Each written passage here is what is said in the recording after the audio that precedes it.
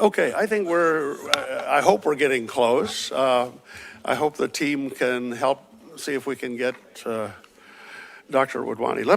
But you've you've gone through these icebergs, climbing over the barriers, it's just been awful here, and you've all done that, and so it's embarrassing to me to hold you up. So I want to get started here. Please move in because we've got plenty of room.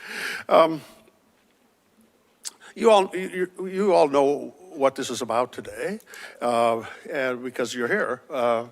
But let me just highlight what I think is the significance of it. The AI revolution is a revolution. I mean, what it poses. But the question is how do we manage the benefits as well as the risks associated with it?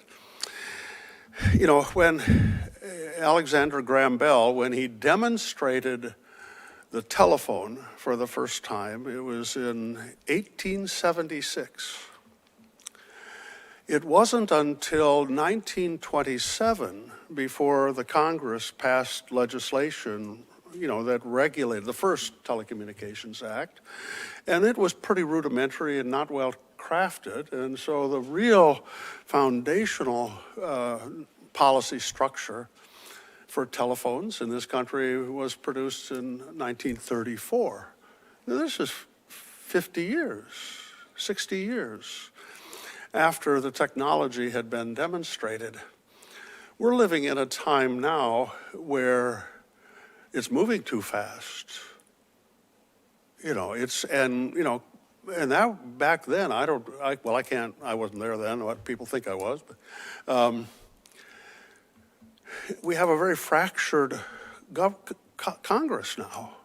And so we've never, for example, been able to come up with a coherent privacy standard, for cyberspace, for example. We're struggling. So what's happening is countries are starting to mobilize ideas to think about these problems. And it started over in the UK. There was the first one of these global AI summits. And then Korea picked up the next one. And then last year, it was a joint conference, France and India. And, not without its, complexities and even some controversy. The UK and the US refused to sign on to the concluding, documents. They were statements, goals. And so this is not without controversy, but it's a process we have to have. And we're coming up on the next one. Again, this is going to be in India. France is also co-sponsoring it. And that's why later we're going to hear from the French ambassador and from the Indian ambassador to talk about, how they're thinking about structuring it. And that's why you're all here. And so I know that you will benefit greatly from that. We're going to start this conference by hearing from Ramesh Wadhwani. Dr. Wadhwani is on the CSIS board, but he has been a pioneer in AI. He was doing AI before people knew what AI was. He was bringing it into his powerful set of products that he has used to create a remarkable ecosystem under the label of Symphony.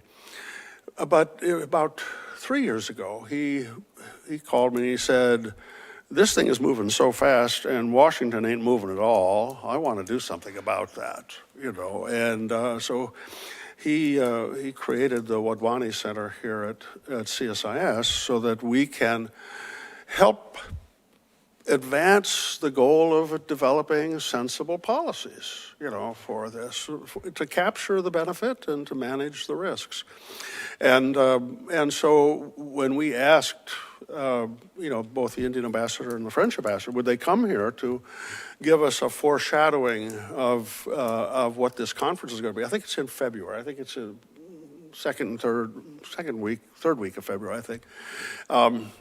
We're going to have some insights into how they're approaching it, and they'll be with us shortly.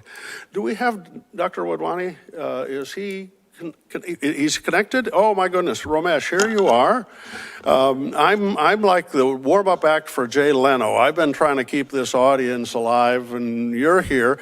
Now, it is 5 in the morning, you know, where Ramesh is. So thank you, Ramesh, for your diligence to join us. I have, what I've said is that you've been pioneering AI in practical applications for many years, and you've been driving us to now work on AI from a policy framework standpoint. And I think you're going to share some of that with us today. And just a word, the Wadhwani Foundation has been just doing pioneering work in India to help bring India, the modern technology to India, and to help promote India's development. And it's very, very impressive. But he's also a member of our board, and he's going to join us today.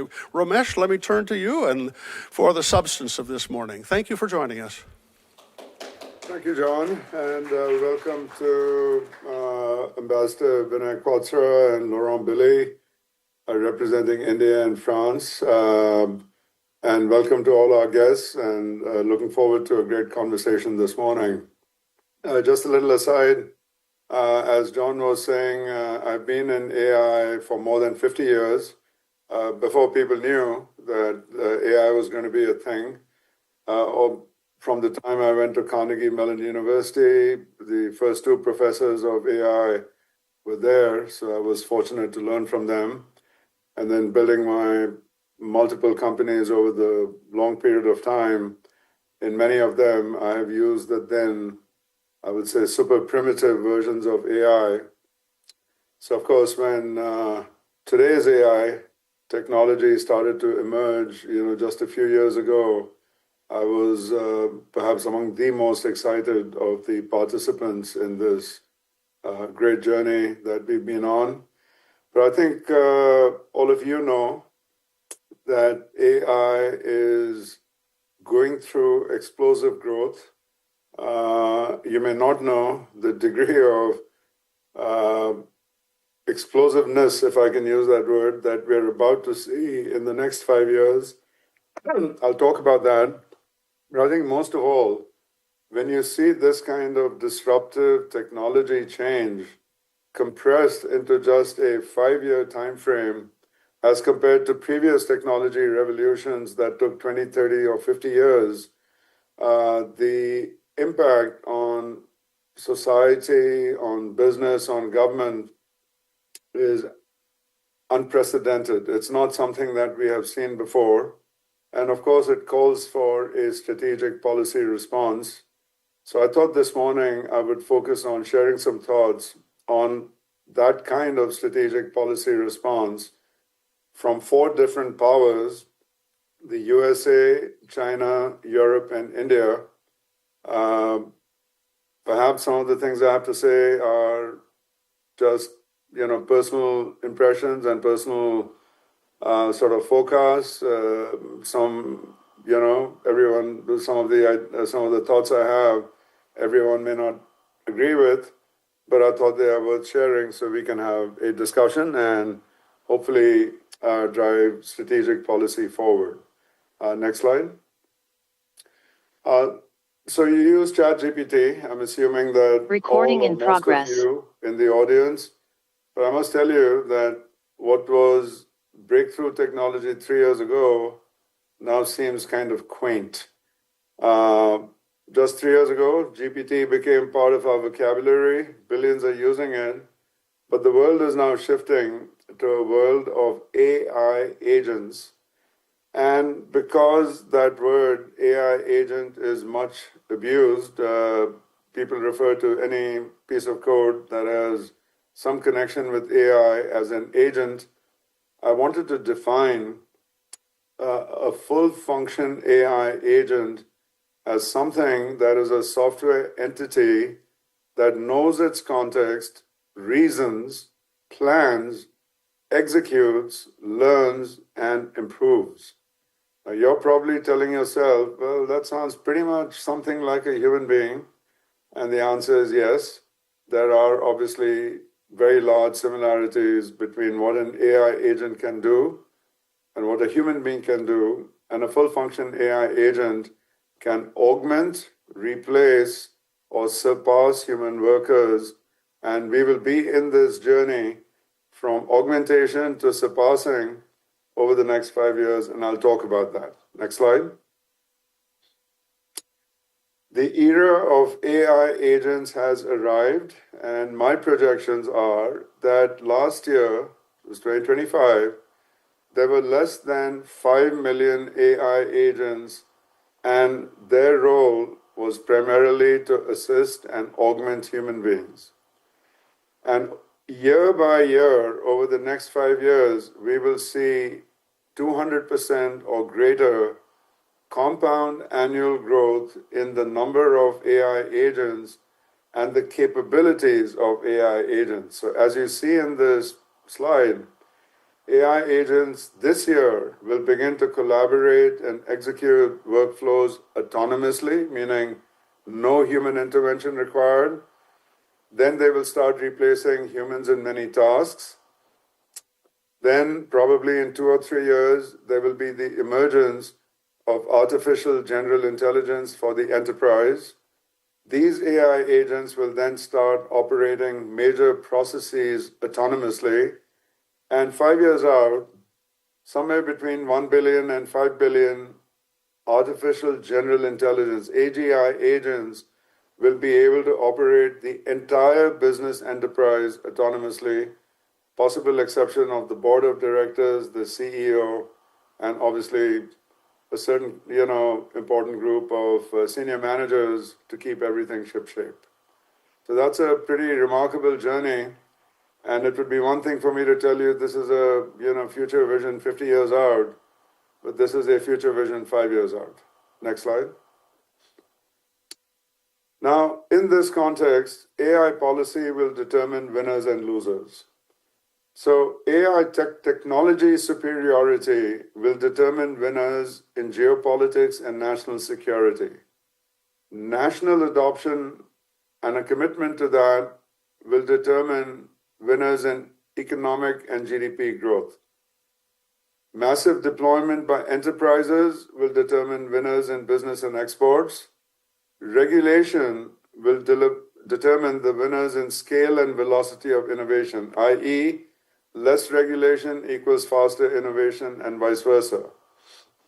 And reskilling and support for AI-displaced workers will determine the winners in social stability.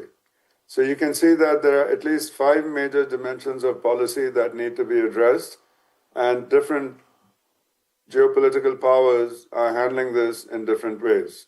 Next slide. So these are the 4 powers we'll talk about: US, China, Europe, and India. Next slide. So I think of the US with its focus on global dominance in AI technology as the land of the free. You all know that this is, part of our American credo. We are the land of the free, but we will be the land of the free for AI agents and not just for humans. So in the US, AI sits at the center of national security and geopolitics. There are certainly some export controls which are changing, and potentially there will be a requirement to register and report the performance of frontier models. But at least in the current era, regulation is light touch, and there will be federal dominance of AI law and preemption of state laws. So this is current US policy. Next slide. In Europe, I think of it, at least in terms of AI, as the land of regulation before innovation. So the AI Act was passed more than a year ago, but its provisions kick in August of this year, and they have a very high regulatory burden, which will certainly have some benefits for the citizens of Europe, but will have the disadvantage of continuing to keep innovation at a much lower velocity than in other geographies. This law, for example, includes frontier model oversight, audits, incident reporting, risk mitigation, emphasis on consumer protection over industrial innovation, and failure to comply can lead to huge fines, as much as 7% of an enterprise's revenue. Next slide. China's focus is on tech competitiveness and political control. So I think of China in AI as the land of political control and mandatory adoption.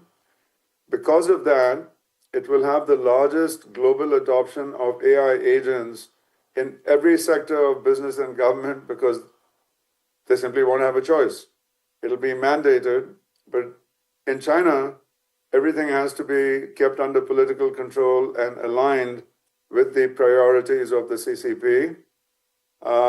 China will be in a continuing battle or horse race with the US for competitiveness and co-leadership in AI technology.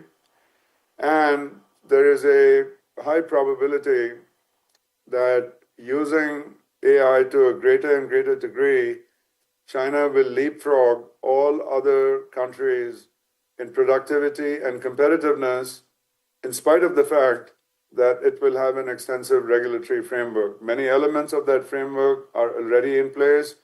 I have no doubt that more and more regulations will be added as the number and capabilities of AI agents continues to proliferate. Next slide. India's focus with AI is around economic growth. So I think of India as the land of practical innovation using AI. I think there will be massive national scale deployment of AI in government and enterprise.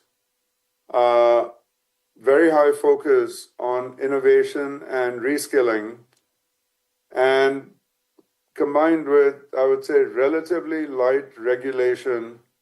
There aren't any current major laws that slow down the practical innovation with AI. There could be some limited laws in the future. And there is a pretty strong data protection law in India. But best as I can tell, it's not slowing down the adoption of AI in India.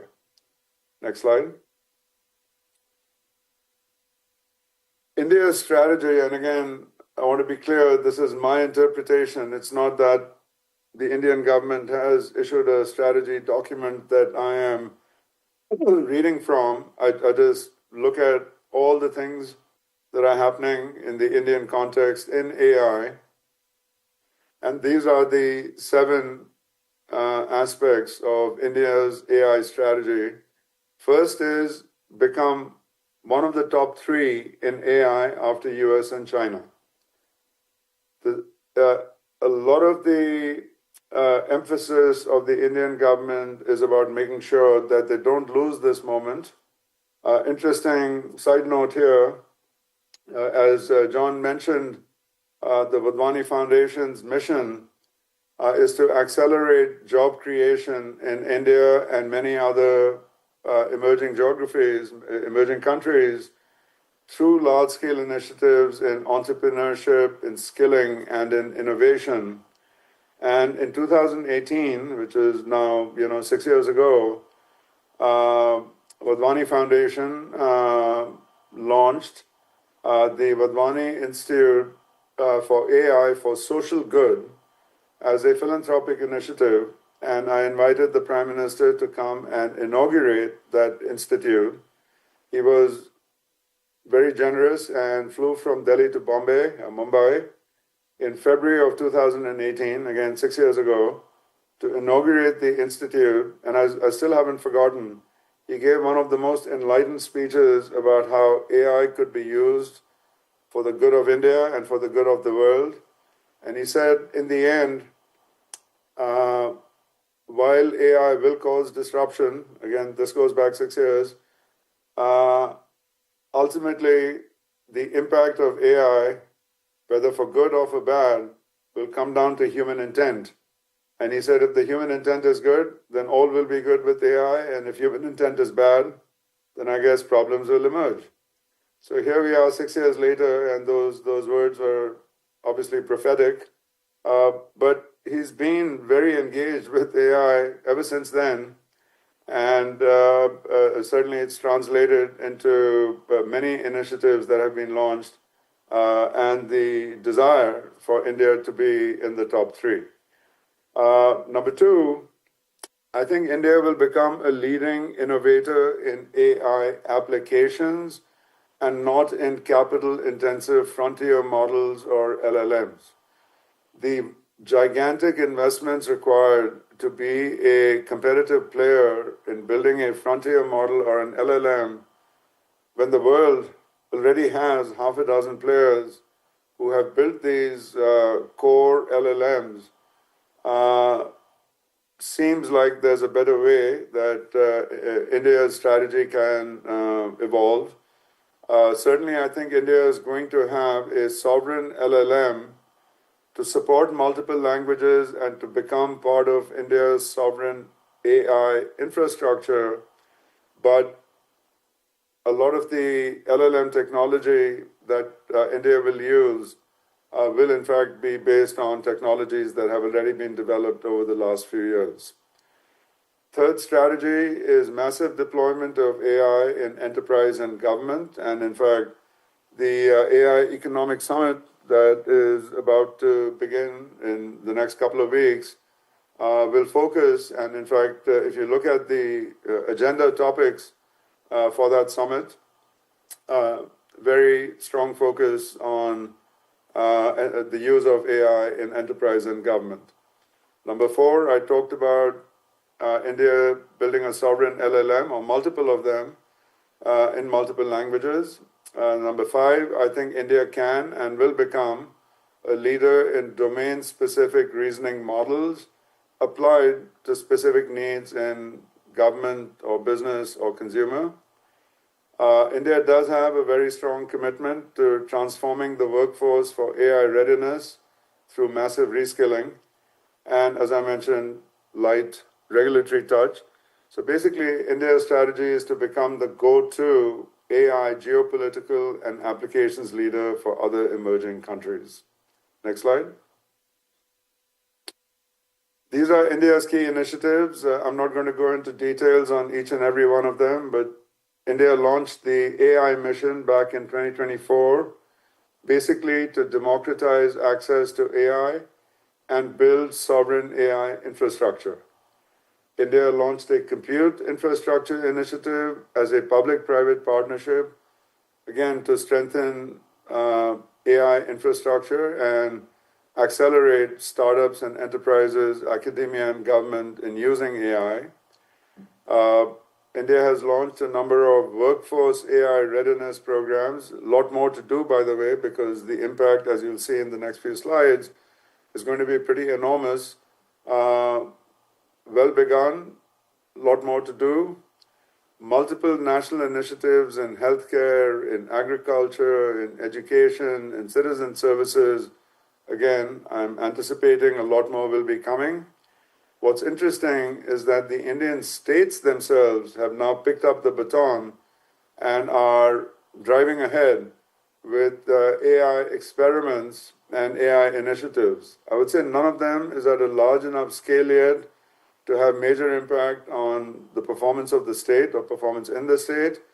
But experiments have begun, and I would certainly anticipate this growing rapidly, particularly since Indian states are very competitive with each other.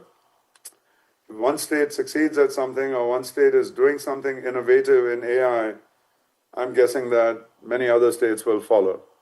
Next slide.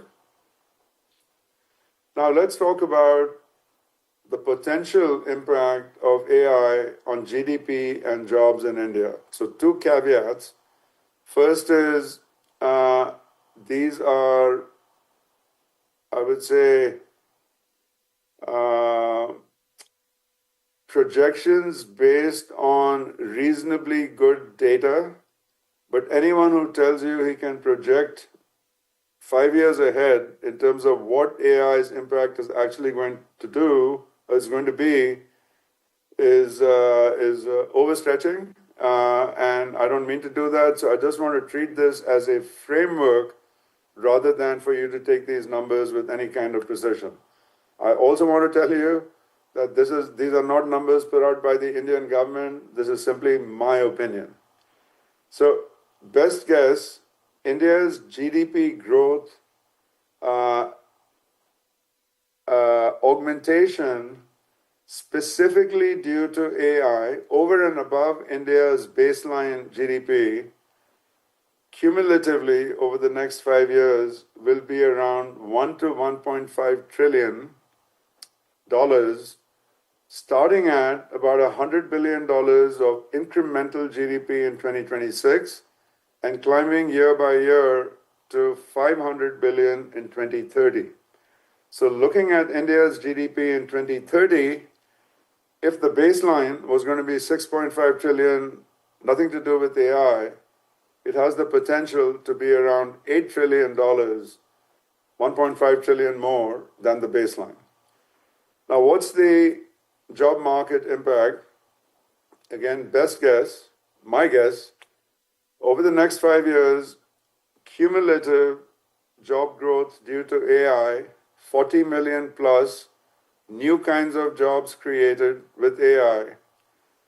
Unfortunately, offsetting that will be 20 million job losses in IT, in BPO, in knowledge workers and enterprises, in particularly entry-level jobs. There will be a lot of job dislocation. So the good news is, compared to many other geographies, there will be net job gains and not net job losses. But the net job gains won't be as big as the full potential that AI provided because it will be offset by dislocations also caused by AI. So round numbers, personal guess only, 20 million plus net new jobs created due to AI sitting on top of India's baseline, job foundation. Next slide. Want to just share a couple of thoughts with you about the Wadhwani Foundation. As I mentioned, our mission is to accelerate job growth in the emerging economies, and by doing that, changing lives. Our goal for the next 5 years is to create 2.5 million new jobs and to skill 10 million students for placement in jobs in the next 5 years. Now, you might ask, well, you talk about AI, what's Wadhwani Foundation doing using AI? So next slide. Almost all of our major initiatives, and there are many of them, in India and in 10 other emerging economies, such as Brazil and Mexico and the Philippines and Indonesia and countries in Africa, we are using AI in almost each and every one of our initiatives. So in entrepreneurship, we have the Wadhwani Entrepreneur Accelerate program for accelerating job growth at startups and SMBs. We have the Ignite program with an AI-powered self-service platform for democratizing entrepreneurship education. In skilling, we have a Job Connect program for placing students with employability and vocational skills and jobs. And we have a Job Ready program, which is an AI-powered self-service program for democratizing employability skills. In innovation and research, we have established the Wadhwani Innovation Network for driving the translation of research into new startups in multiple domains. Here again, we had the launch of the Innovation Network in Delhi in April of last year, and the Prime Minister again was very generous, and he came and he did the inauguration and gave the keynote speech there. We have Wadhwani AI Innovation Super Hubs at IIT Kanpur and Bombay. We have a national AI platforms program where we are building the National Jobs Platform. We are building a citizen services platform. And then we have a variety of other transformation initiatives, a government transformation program for educating 1 million government officers in AI. And we have the Wadhwani Genie platform, which supports all initiatives.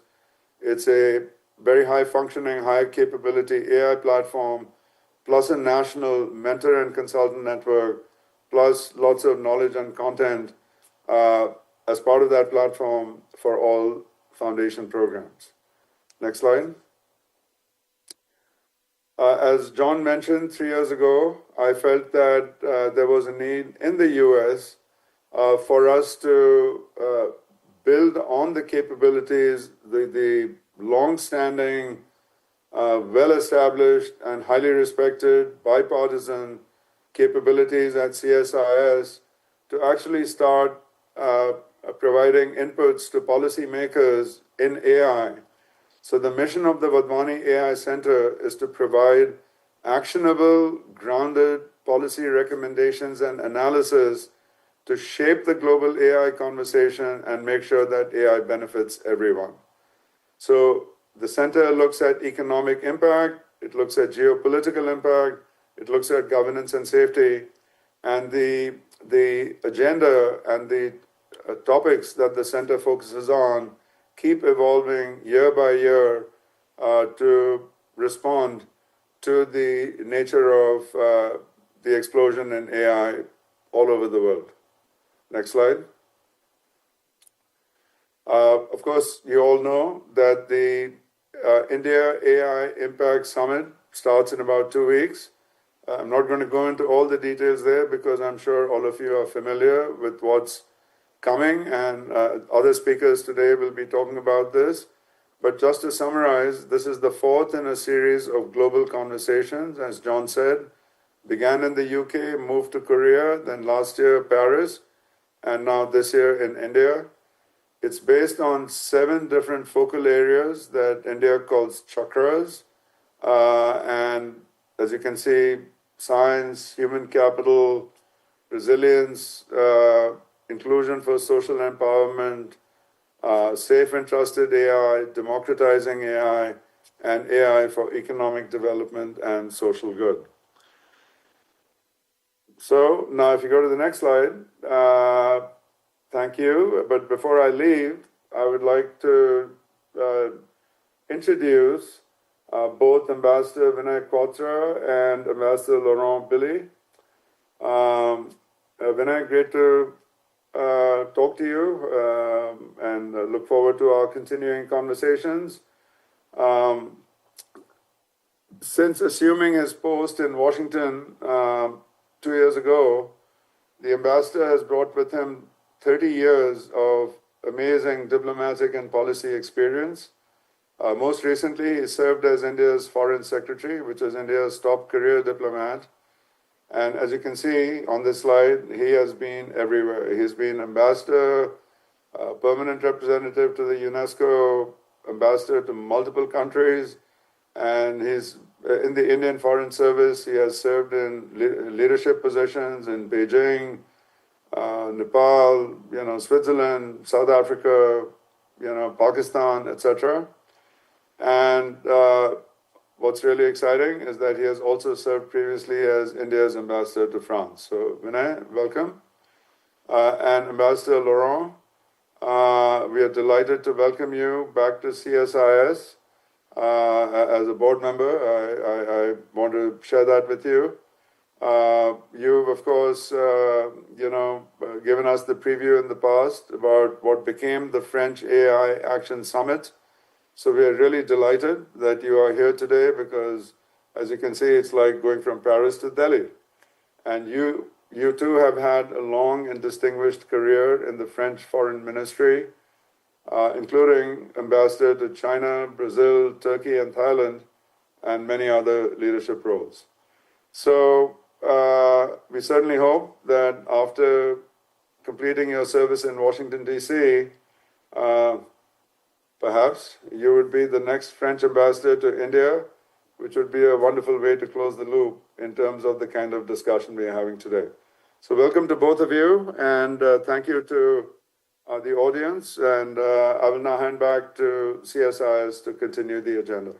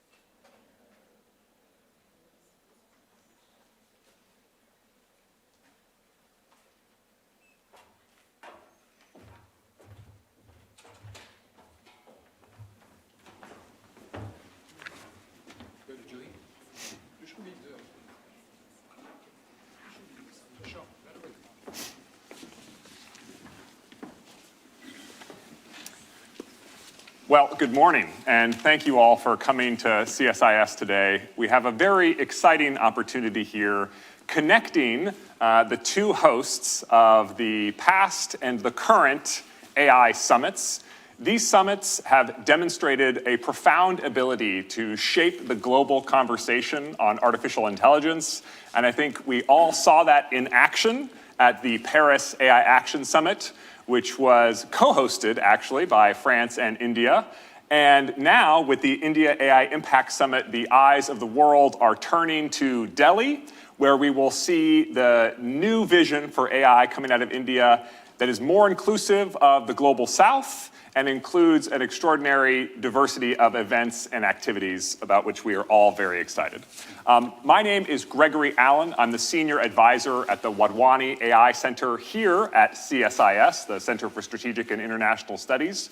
I am the AI guy here, all AI all the time, and so this summit is a big, exciting opportunity for me. I'm recently returned from Delhi with my colleague Rick Rosso, our India chair, and now really excited to come back. So please join me in welcoming our two ambassadors, Ambassador Quatra from India to the United States and Ambassador Bili from France to the United States. So Ambassador Quatra, let me begin with you. The India AI Impact Summit is only a handful of weeks away, and we've already heard a great deal about what India's priorities are because there have been hundreds of pre-events as part of this summit. It really has been the year of the India AI Impact Summit, and this event is in fact an official pre-event of the AI Impact Summit. But let me just give you the opening opportunity to say what we should expect and be excited for about this summit and what you're doing to make it happen. Sure.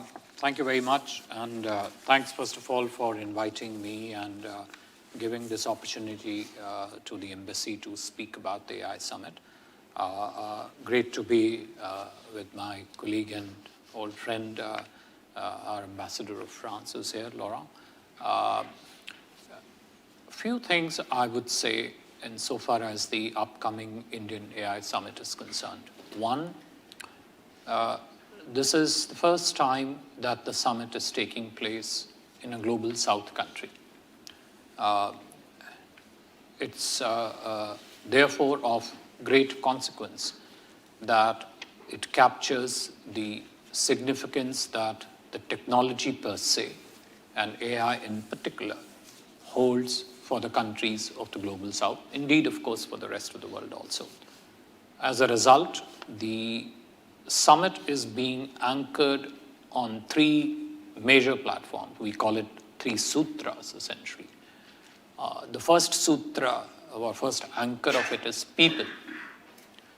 Essentially, underlying theme there is that the cultural diversity of people, the dignity of people, and the access of people to the technology is ensured. That's the people part of it. It would then translate into several technological aspects of it, but that's for the people who work on the models and they lead to their adoption would sort of do that. The second part of it, which is important, is the planet. The idea is that any technology is not centered just on a particular geography, but is available for the progress of the planet. Embedded in it is an aspect of what in India is called as frugal innovation, in terms of optimization of resources that lead to this technology innovation. And third, of course, is the sutra of progress, which is that it has to lead to the economic and the technological progress and prosperity of the society. If we distill it into, let's say, a single phrase, not really capturing the entirety of summit, but the essence of it is what my Prime Minister has said, the need to democratize AI, which means ensure that it is available, accessible to people at large in a very easy manner on which they can then adopt, innovate, diffuse to scale. So I think that's the frame in which the summit would proceed for the democratization of AI, for the benefit of the society, centered around the three anchors of, as I said, people, planet, and progress. Terrific. Thank you so much. Ambassador Bealey, we've seen a lot of cooperation between France and India, not just in the previous summit, but in this coming up period to the summit with the India-France AI Policy Roundtable in November. So how do you think about continuing the legacy of the Paris AI Action Summit, and what specific events or contributions will France be bringing to the summit week in New Delhi? Well, thanks a lot for having me, and always a pleasure to be with my friend Ambassador Quatra. As you mentioned, France and India have got a very special partnership. It goes back to decades, and these last months it was very much focused on AI. Prime Minister Modi and President Macron co-hosted the AI Action Summit in Paris. I think you were there, so you enjoyed it. I did. And since then, we have been working on preparing the Delhi Impact Summit. And so in the same way, President Macron will head to Delhi with a big delegation, with several ministers, researchers, private sector. And we will, as a direct contribution, we will also have a lot of side events organized together with India on the implementation part of Paris Action Summit, especially regarding sustainable AI and public interest AI. So it's really about going further. Great. Can I just Please. supplement, Greg, that for a minute, because Laurent talked about the package that came out of the Paris summit, which we were privileged to co-host with France, and the implementation part of it.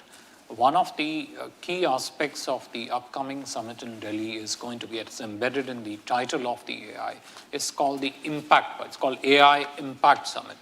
And the idea is that society as a large, when it comes to deployment of technology, should move more towards outcome and implementation, what Laura referred to, rather than just confine itself to the regulatory and the other aspects of it. So impact part, as I said about on the three anchors, would essentially define how the summit progresses in terms of its agenda and discussions. So, well, thank you. And Ambassador Bealey, it's been now a year since the Paris AI Action Summit. And as you look back, what were the most important successes? Where did it fall short? What sort of advice would you give to your Indian colleagues as they're putting on a spectacle such as this one? So since we co-host the summit, we, I think, share exactly where we are. But looking back, I think first goal was really about moving a bit the discussion. Changing the global narrative. Yes, and especially not to be too defensive about safety, but also thinking about all what is really the benefit, the good of AI on the future of work, culture, environmental sustainability, global governance, health, this kind of issue. The second part, I think we have been able to have tangible outputs, including the launch of Current AI that I mentioned, the International Coalition on Sustainable AI, the publication of the International AI Safety Report, and dozens of concrete projects demonstrating AI for the public school. Having said that, even if we are very good, it's not the end of the story. Things move very fast, and the technology is moving very fast. So there is always a risk that we are a bit behind what is really happening. And we start a process also to bring more countries in the picture, and I think Delhi will go even further. We don't want AI to be restricted to a small group of countries. But no, I think it's really about also the implementation part and going further on that, and avoiding that because the technology is moving so fast, that we have also a fragmented world about regulations, a way to handle AI. So I think that's where it will be very important to continue to discuss in Delhi. Great. And Ambassador Quatra, for this upcoming summit, there's a week-long agenda, including the AI Impacts Expo, the research symposium, a CEO roundtable, and will culminate, we presume, in a leaders declaration. Can you walk us through these different components and explain what they're all intended to achieve, how the parts fit together to make the whole? Yeah, the parts would clearly indicate to you that we are trying to achieve what I would call as a full stack AI summit. Yes, there would be an AI Impact Expo. We are expecting about 400 plus exhibitors from about 30 plus countries to exhibit during this expo. It would be divided among 10 specific domains, which would allow capacities in each domain, agriculture, healthcare, governance, industry segments to be showcased in this exhibition. Naturally, part of this, I'm assuming here, exhibitors would also focus not just on safety and reliability of AI, but also commercial viability propositions involved in AI use in a segmented domain. Research symposiums are intrinsic part of this technology in any way. To the best of my knowledge, right now, currently about 300 plus parallel sessions are being planned in which different participants would be speaking about this technology and its various facets. Naturally, that would have a strong research component to it, especially including what the possible future directions of this technology streams might be, not just limited perhaps to the LLM models, but also going to the new aspects of AI that are being talked about. A CEO roundtable is essentially a closed-door session involving a discussion between the Honorable Prime Minister of India and the CEOs and the top executives from the global tech giants.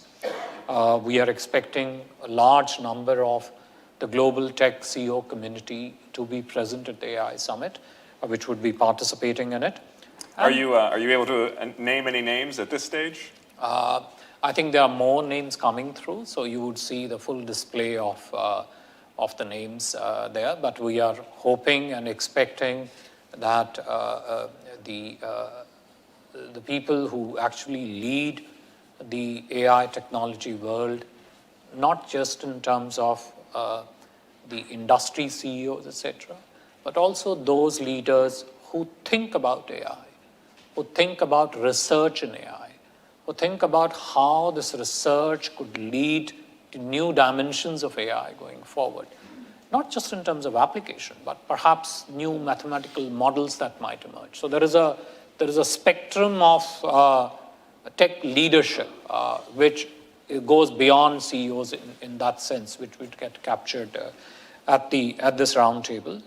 Naturally, there'll be Indian CEOs also, Indian thinking also, talking about how our own indigenous models are shaping out. We might see a launch of a couple of them during the summit. That's also remains in work. And then, of course, is the leaders' declaration, or I would say the summit declaration, which will come out of the summit. That declaration is in works, and we are hoping it will be good, comprehensive declaration, which will capture the four things I mentioned right in the beginning, which is the people, progress, and planet, and the impact, and how then impact threads through people, progress, and planet, and comes out in the form of declaration. Mm-hmm.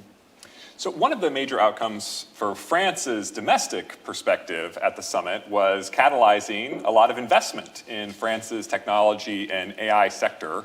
At least from the outside, it appeared that the summit was an important driver of these outcomes. I'm just curious if that's your perception as well. How important was the summit itself in catalyzing investment, and what impact are you seeing from those commitments that were announced at the summit last year? It's definitely, it was a very powerful catalyst. We had something like 109 billion private investment promises. A high return on investment for the cost of the summit, I think. Yes, it was. And I don't know if some of you have seen a chart recently, but I think on foreign direct investment on AI, France was really having a big part of the project on the pipeline. So it was an interesting thing. And it's not only on power plants, but it's also a lot about research, computing infrastructure, and large-scale AI data. So it has been good. And also it helps to foster EU Commission attention. And so at the same moment, or in the week after, the EU Commission announced 200 billion NNI investment across Europe. So I think we are also pushing Europe in that same direction. So yeah, in that sense, it has been quite a success, and I think we are really moving for deploying rapidly this infrastructure, and also it helps us to support new talents. We had a lot of good engineers, not to compete with India, of course, but still. We have a lot of praise for engineers from the tech sector here in the US. And also through that pool of talents, financing, we have a very thriving startup community with more than 2,000 startups in the AI domain. So I feel quite confident about how things are going, looking forward and doing after the Impact Summit. And Ambassador Quattro, we've also seen echoes of that French experience in terms of major announcements of investments, more than $10 billion from at least 3 companies. Microsoft, Google, and Amazon have each announced investments of more than $10 billion in Indian AI projects. So how do these investments strengthen India's AI ecosystem and long-term capacity, and what are you looking to get out of them? Obviously, it's a very exciting number, but what does that actually translate to in terms of capabilities, prosperity, economic growth, et cetera? Yeah, I would say if you look at the foreign partnerships that India is building in this AI space, these investments are positioned in that context. But if you actually look at how it essentially networks into the aspects of AI that India is working on, you will then begin to see specificity there. So India, for example, today is working on all 5 layers of the artificial intelligence, which is starting at the base layer of energy, go to infra, compute, model development, and then, of course, its deployment and adoption to scale.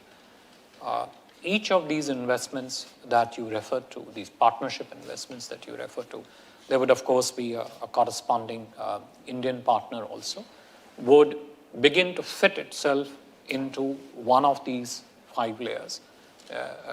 More right now centered on infra and compute, but you could also see potentially partnerships, if not direct partnerships, even indirect partnerships in terms of building of models. And naturally, when it comes to the deployment, adoption, and diffusion to scale through multiple applications that will get developed, I think that's where you would see a burst of development happening in India, and then radiating outwards to the other countries in terms of larger adoption and diffusion. We do believe firmly that when it comes to application, adoption, and diffusion, India would perhaps be among the most significant geographies in the world, which will also allow AI technology to broad base itself across the spread of 1.4 billion people. And that was the essence of democratization. So when we talk of these investments, they are very, very material for naturally not just one of the 5 layers of AI, but also in us to be able to build these partnerships with the technological community in the world outside. And if I could ask you to sort of elaborate on the Indian pitch. When you're sort of trying to attract companies to invest in India, one could make the argument that it's the internet. It's almost inherently global. Why do you need to put the investment in India? You could theoretically serve it from the United States. You could theoretically serve it from France or from the UAE. But obviously, these companies are not stupid, so they chose to invest in India. And what do you think it was that made it such an attractive place to put down tens of billions of dollars worth of investment? Yeah, I think it would be a little difficult for me to define the technical parameters of how this particular technology works. I think a lot of it has got to do with that also. But I think if you look at the trend of technology partnerships that India and the US have forged, and the Indian companies and the US companies have forged, you will see that these investments are always positioned in a manner that are beneficial to both the partners, and in this case, of course, the entities involved. We believe that these investments, which you referred to, and I think they are significantly larger sums than this, would essentially begin to fit into the infrastructure and the compute space within India, which then leads to naturally the development of cloud compute, inference windows, which are available, context windows, which are available for delivery of inference of the AI models. Yes, part of it can always be delivered remotely, but I think there are parts of AI technology, the way it is evolving, that there is an inherent benefit for the companies to position themselves in the geographies, particularly those geographies like India, which have a very good low demand base of energy to provide for this infrastructure and compute, and more importantly, will be able to build on them and build and deploy in a manner that is beneficial for this partnership.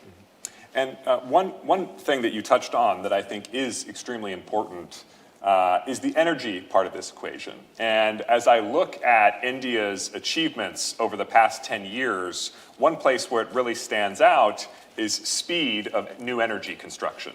And for many of these organizations, the rate limiting factor in how much computing capacity they can deploy is how fast they can get access to energy. The term of art in the US policy community is speed to power. And I think what India has proven over the past 5 years is they can add a lot of new electrical generation capability faster than many countries around the world. Do you suspect that that is an advantage that companies find attractive about India? That is definitely, one of the unique capacities that India has built over the years, over the last 10 years, particularly after the government of Prime Minister Modi came in. That is a strength. And the strength we are hoping to increase and build on further to the extent that is a unique advantage in the AI layers. Yes, that helps, but as I said, it is much more than that, and there are larger aspects of the development, adoption, and diffusion of AI, which are also useful to the partner. But yes, energy layer, as I alluded to earlier, is a good capacity that we can provide to our partners. Mm-hmm. So one of the things that Mr. Ambassador mentioned a moment ago was the French startup ecosystem as really flourishing in a way that, forgive me, was not true 10 years ago, was not true 20 years ago. And I think India stands out as one of the few global South countries that can legitimately claim to have a vibrant venture capital ecosystem and a vibrant startup ecosystem. So what are you thinking for the role of startups, both in India's AI policy writ large and also for any role in the Impact Summit? You see, if I recall correctly, the words of, I think it was the French Special Envoy for AI, Ms. Anne Bouvereau, I think, who described 2026 as the year of French-Indian innovation in many ways. But innovation ecosystem in India currently across the technology sphere, and AI I only put as one aspect of the technology, it's not the entirety of technology, is thriving, is absolutely thriving. There are thousands and thousands of startups, large number of unicorns, from a two company officials, startup to fairly substantial personal-based unicorns. Highly successful, motivated, driven, But one central aspect which actually drives this innovation spread and intensity in India is that Indian society is at ease in adopting technology and diffusing it to scale. When India established its own Aadhaar unique identification system and the unique payment system, the UPI unique payment interface system, we saw it live that today you have the unique identity system and the payment system available to 1.4 billion people of India at scale, at effectively no cost or pretty much a zero cost basis. That shows you how technology responds to, how society responds to the technology when it comes to receptivity towards it, adopting it, and then diffusing it to all the 1.4 billion. And I think that's what is one of the major factors that is driving this huge spurt of innovation among the massive STEM talent base and the youth of India that's there. So we've been putting this event together for a couple of months now. And when we originally talked about the concept for this panel, we didn't anticipate this breaking news. So with apologies to the ambassadors, I'm going to ask you, we just saw a landmark India-European Union trade announcement. And I want, if I could get your opinions on the extent to which AI is going to be a part of the story of European-Indian trade in the future. And what this agreement in particular might mean. Well, India-EU FTA has been under discussion for now about last 18 plus years. So, congratulations. No, Thanks to you. But you can look at it in multiple ways.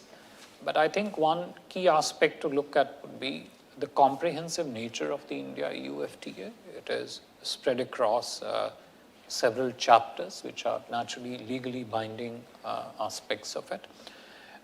It is comprehensive in a sense that it includes trade in goods. I may not be very specifically informed about it, but could be trade in services also. Naturally, investments and technology. So technology, whether as a product or as a service, is intrinsically a part of it. And trade in services will include all the four modes that you have in the WTO, mode 1, 2, 3, 4, in terms of establishment of businesses, movement of professionals. So I would imagine technology would very much be a part of India-US growth in economic ties. FTA is definitely an enabler for that. I say this because the way societies are evolving, technology will play increasingly far more consequential role than it already does in building of new products, in delivery of new services, and generation of, evolving of new industries. So you have physical AI now being talked about, which is not just simple robotics, which is entire manufacturing component supply chains of physical AI. How exactly would those be placed? So there are new aspects of, I wouldn't say economy, but definitely new aspects of industrial economy that those are evolving. Those would very much be part of India-EU economic and trade partnership. And I'm not seeing the specific, but I'm only assuming that India-EU FTA would be a great enabler for those. Terrific. Ambassador Billy, can I get your thoughts? If I can add, I think first it's a good news. And I think we can make a link with that concept of year of innovation between France and India, because it's really about EU and India reinforcing their tie, of course in economic, but also in technological and scientific cooperation, and just to have a two-way bridge to make our country stronger, or our country stronger together. And so I think it's a very good news for us. Yes, and for those of you in the audience who didn't hear the ambassador's quiet remark, he pointed at me and said, thanks to you, as to why this agreement was finally concluded after 18 years. So yes, the US playing an important role in bringing India and Europe together, I suppose. So I want to now connect the dots on so many of the different things that we've talked about here. There is the summit itself, which is an exceptional spectacle. you've got this very fast-moving technology. And one of the things that these summits have done, I think they've proven the ability to do this, is to really set the global narrative for AI for the subsequent year. After the Bletchley Park Summit, we were constantly talking about AI safety for those next 6 months. After the Seoul AI Summit in Korea, we were really focusing on what companies could do and what commitments they could make. And then with the Paris AI Action Summit, I think it's fair to say there was a shift towards more of an optimistic tone and a pragmatism in thinking about AI adoption. So we've heard the government side of the story in India from some of the major initiatives that you have underway to promote the use of AI, to make sure that investments in AI are well capitalized. But I do want to bring us back to the spirit of the original AI Summit, which was around safety and thinking about governance and, where appropriate, regulation. I think those of us in the AI community might not know, but India actually has a pretty sophisticated opinion on AI regulation and what the appropriate balance is in trying to think about these things. And so I wanted to ask, number one is, could you share with our audience your sense of India's approach to AI regulation? And then secondarily, to the extent that this is going to be a factor in the India AI Summit, what are you looking for in the governance conversation? Is that going to appear in the ministerial declaration, for example? Yeah. I think what you said is absolutely correct, that when the first summit happened, safety and safety of AI was quite central, which it still is, but probably the definitional aspect of safety has expanded to include several other aspects also. It is in the very nature of AI as a technology that these conversations would continue to evolve and grow, I would say even deepen in specific aspects of AI. So as you observe, we have a fairly pragmatic and balanced view of, I wouldn't say regulation, but governance of AI and how it fits into the society, which is that it should be of a manner that encourages innovation, which is central to its growth, to its incorporation in the society. Two, at the same time, it also ensures that the developed product is safe, not just in some product itself, but also its use, which is a separate set of a governance aspect. So we have tried very hard, and I'm sure it will be a continuous feature to strike a pragmatic balance between safety is naturally of AI, but at the same time ensuring that it doesn't stifle innovation in a manner, that the innovation and the companies that want to innovate, the companies that want to put capital into its innovation, the young, youthful talent that wants to build on it and innovate on its application, is able to do it unconstrained, fully assured in its confidence that government will ensure that its usage, its deployment is safe for the society.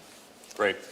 And I think we were having a conversation downstairs before the panel begun, and I just want to emphasize how privileged we are today to have these two gentlemen who really could not be more perfect in so many ways that I didn't even know when we began. For example, Ambassador Quattro, of course, was previously the ambassador to France, and so has that sort of unique relationship. And it wouldn't surprise me at all if after this panel you find out that your next stint is going to be the ambassador to India. Who knows? I loved it. Now, there is another way in which this is the perfect group of gentlemen, which you all did not hear, but downstairs I was astonished to hear Ambassador Quattro speak completely fluidly and comfortably about things like cost per token when delivering AI capabilities, which I'm what passes for an old-timer in the field of AI policy, because I've been doing this for 10 years now, and I promise you, 10 years ago, there was not a diplomat in the world who could have said cost per token. So two very remarkable gentlemen who we're privileged to be with here today as we continue the conversation around the India AI Impact Summit and everything ahead. So at this stage, I believe we're going to move to a coffee break. So outside, there's refreshments, which everyone can enjoy. And then Sadie's correcting me here. The next stage is...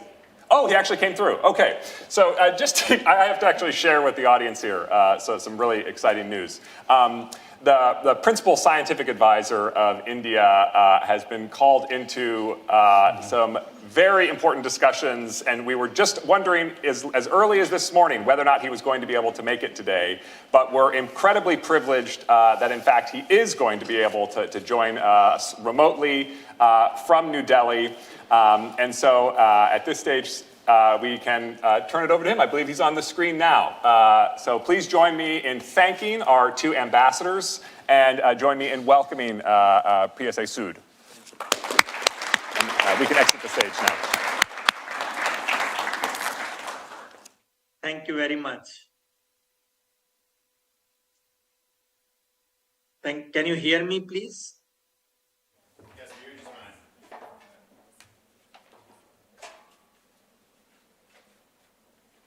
Hello. So I don't know, can you hear me on the microphone up here, Ambassador? Yep. Dr. Sud? Yeah. Yep. Yes, we hear you just I can fine. hear you. So if you can share my screen, that Yep. would be nice. Then I can, if I can also see what is being projected, that would be great. Yeah, just for the audience edification. So Dr. Sud, of course, is Principal Scientific Advisor to the Government of India, held a range of important posts, but of course, most notably for his time at the Indian Institute of Science in Bangalore. And he really so very much a critical figure in a lot of India's work on as a physicist, some of his groundbreaking research, holder of a number of patents. But his office, of course, also has been driving a lot of India's big think on AI, including a paper that came out less than a week ago that looks at legal governance framework as well. So as you're thinking about India hosting the summit, some of India's own thinking, of course, Dr. Sud's office has been driving a lot of that knowledge development. So Dr. Sud, appreciate you joining so late in the evening, Delhi time, and the floor is yours, sir. Thank you so much for having me. It's really a pleasure. Okay, so let me just start by again noticing that AI is scaling rapidly. So it is no longer confined to isolated enterprise use cases. As we know, it is embedded across different sectors, be it health, financial services, mobility, and so on, and the broader digital backbone of economies, essentially. So if you look at, I'm not able to change my screen. Just one second. Yeah. Can you see the screen change, please? Are you able to see the second slide? Yes, we can. Yep. Okay, great. So it is moving. Thank you. So the 2025 Stanford AI Index notes that 78% of organizations are now using AI in business applications, up from 55% the previous year. And that private investment in generative AI reached almost $34 billion, or an increase of almost 19% from 2023. It highlights its rapid growth and momentum. Now, this expansion is also shaping the national framework of different countries. AI capability is now linked with competitiveness in compute and data access, advanced semiconductors, cyber resilience, knowledge infrastructure, and critical supply chains. At the same time, its infrastructure footprint is also rising very sharply. The International Energy Agency estimates that in 2024 itself, data centers consume 415 terawatt hours of electricity, almost like 1.5% of global electricity, and project that this demand will rise to 945 terawatt hour by 2030. Now, these trends make clear that AI governance is no longer yet another niche policy area. It is a core element of economic strategy, public trust, and sustainable development. Now, if we look at what it needs to have safe, secure, and trustworthy AI system, what we require is safety, which is the risk management and protection, accountability, transparency, inclusion. All these are the foundational principle respecting sovereign legal and regulatory norms. The objective is actually interoperability around shared outcomes, around all the points which are mentioned on this slide. So in this context, India frames AI as a core national capability to advance inclusive growth and improve public service, supported by an enabling trust-based governance approach. Now, this policy position is being operationalized through India AI Mission, which you all know, which was launched in March 2024. Now, India's National AI Mission sets a coordinated national pathway for building capability, widening access, and strengthening safeguards.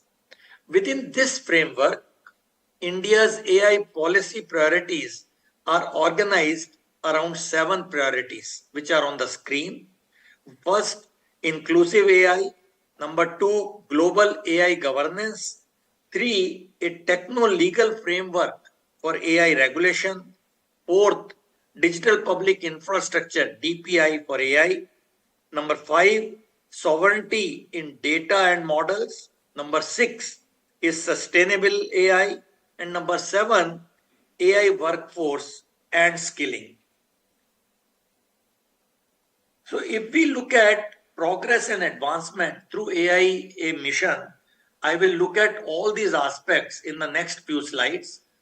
First is the shared compute access, unified data ecosystem, developing indigenous models, future-ready human capital, and global standard settings. It will be difficult to read this slide, so let me go one by one. Around shared compute access. Now, India is utilizing this framework to accelerate AI ecosystem building across data, compute, models, and talent. Now, shared subsidized compute right now is being provided through an India AI compute portal to startups, researchers, MSMEs, and universities, enabling them to access high-end compute without needing to own it. The compute capacity now has crossed 38,000 GPUs by this 2025 year end, with only 50% cost of global average, like $2.5 as was mentioned per GPU, facilitated by up to 40% government subsidy. Now, if you look at this cost efficiency versus the global average, it is significantly lower than the whatever is available outside. Now, another very important aspect of this mission is the unified data ecosystem. This is the AI Kosh platform.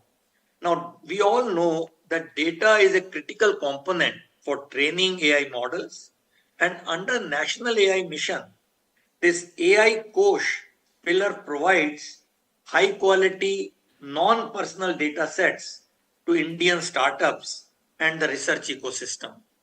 As of today, the platform hosts over 7,000 data sets and 264 models across 20 sectors. The next one is the indigenous model development. So with public support, Indian companies and startups are developing indigenous foundation models and sector-specific small language models aligned with Indian languages and the real-world public and economic use cases. The models are also expected to be made available through the AI Kosh platform. It further enables, sorry, there is a call coming, I have to disconnect. The models are expected to be made available through the AI Kosh platform. It further enables startups and research institutions to access and build upon them. This is intended to strengthen the open ecosystem and accelerate innovation across India's AI community. The next one, equally important, is the future-ready human capital. At the same time, India is investing large in its large young talent by expanding AI education and research pathways through India's AI mission's future skill pillar, and by establishing data and AI labs across the country to broaden access and deepen regional capabilities. The next one is the global standard setting.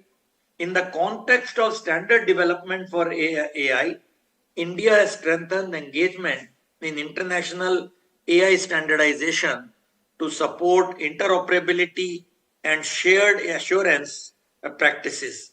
In April 2025, the Bureau of Indian Standard hosted the 15th plenary and subgroup meetings of ISO IEC JTC in New Delhi with more than 350 global experts from 70 countries.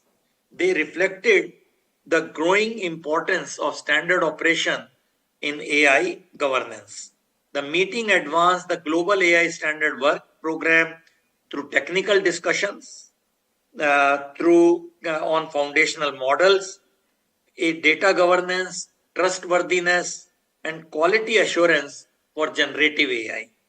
And it further progressed work streams where India is contributing, including on resilience assessment standards for AI systems. So now India's AI governance principles are laid out for global synergy. The India AI governance principles are laid out recently in November, 5th November 2025, we released National AI Governance Report.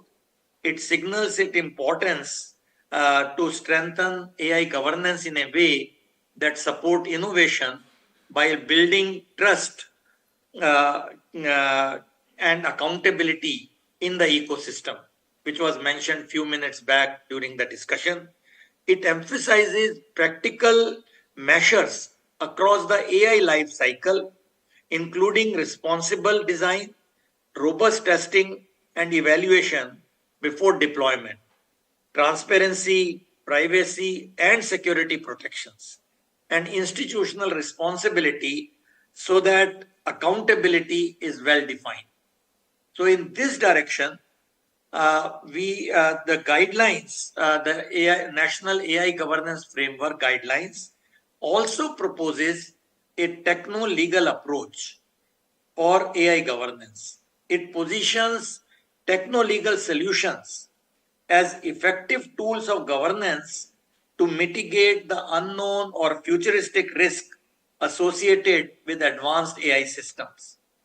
So while traditional approaches to governance focus primarily on regulatory instruments, techno-legal solutions could benefit from technology-enabled solutions with regulatory legal oversight. It enables innovation at scale while mitigating risks to individuals and society. Now, to expand this understanding, because it's not fully clear in few words, we have recently brought out our office has developed a white paper which is on our website titled Strengthening of AI Governance Through Techno-Legal Approach a few days back. This paper, I hope you will be able to go through it, aims to stimulate more stakeholder-driven deliberations on implementing modalities of this governance approach.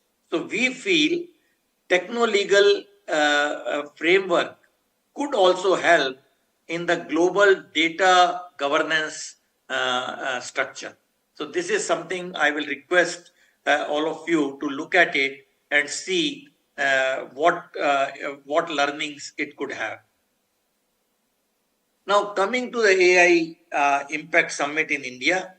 Now India, as we all know, is hosting this summit on 19th and 20th February in New Delhi. And this is the 4th global summit on AI after UK, South Korea and Paris, as was mentioned in the earlier discussion, along with France. India chaired the last summit in Paris along with France, demonstrating India's growing position in the global policy disclosure related to emerging and frontier technologies.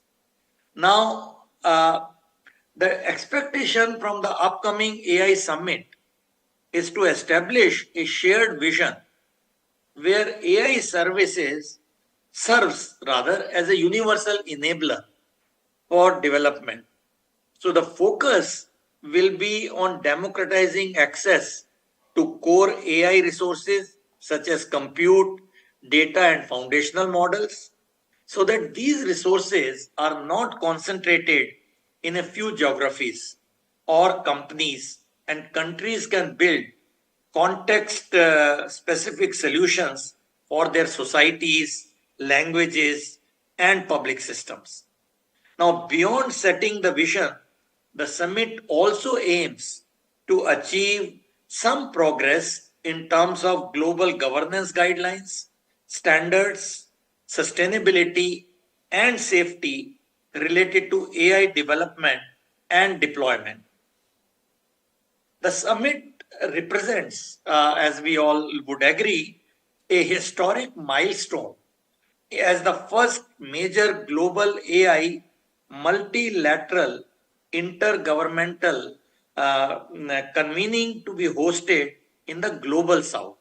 This is something which I thought all of you appreciate.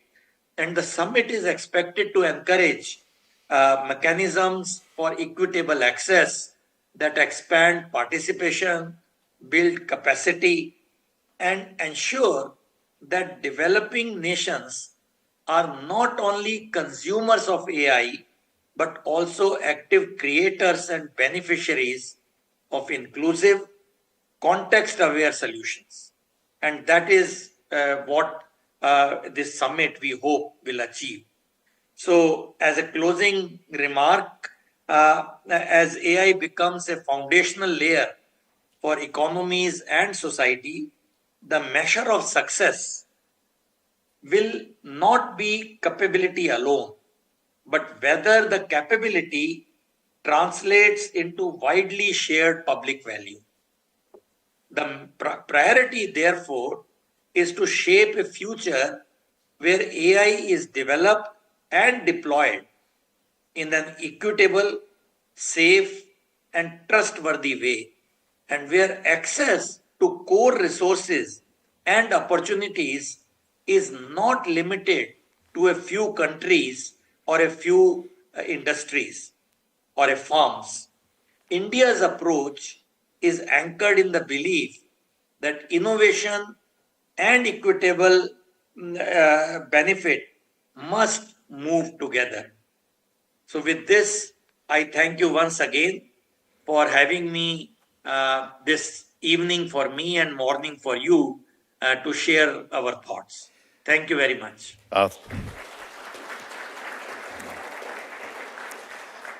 Yeah, thank you so much for that, Dr. Sud. I don't think that any of us dream we're going to spend our Friday evenings speaking to foreign think tanks, but you've certainly done that. We know you have a lot of competition for your time. So, sir, I can't thank you enough. And, of course, many people in this audience. We've got more than 100 people here. We've got several other 100 watching online, and several thousand will see it in the coming days. But a lot of them I know are going to be coming through Delhi for the Impact Summit, and those that aren't will certainly be there in spirit. So thank you again for that tour de force, both on terms of India's own views, but also how you're looking at the summit. Can't thank you enough, sir, for giving up so much time on your Friday evening. Thank you so much. Good. Thank you for having me. Well, for people For people here in the audience, we do have a bit of time for a coffee break as we set up the next panel, so about 10 minutes. So if you want to head back up on the platform there, grab a cup of coffee, check your emails, and then come back in about 10 minutes. We'll reconvene for the next panel. Thank you.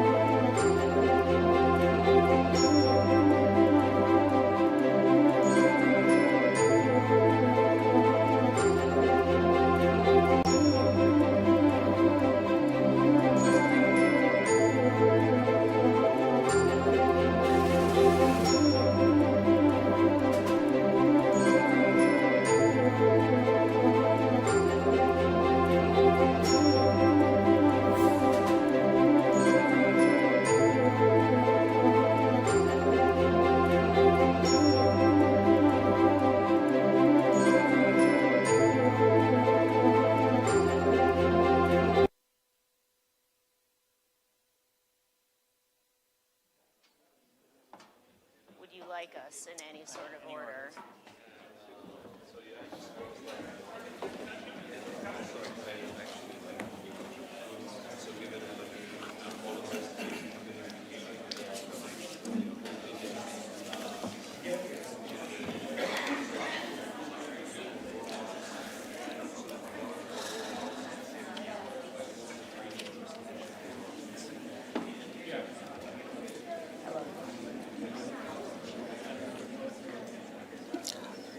All right.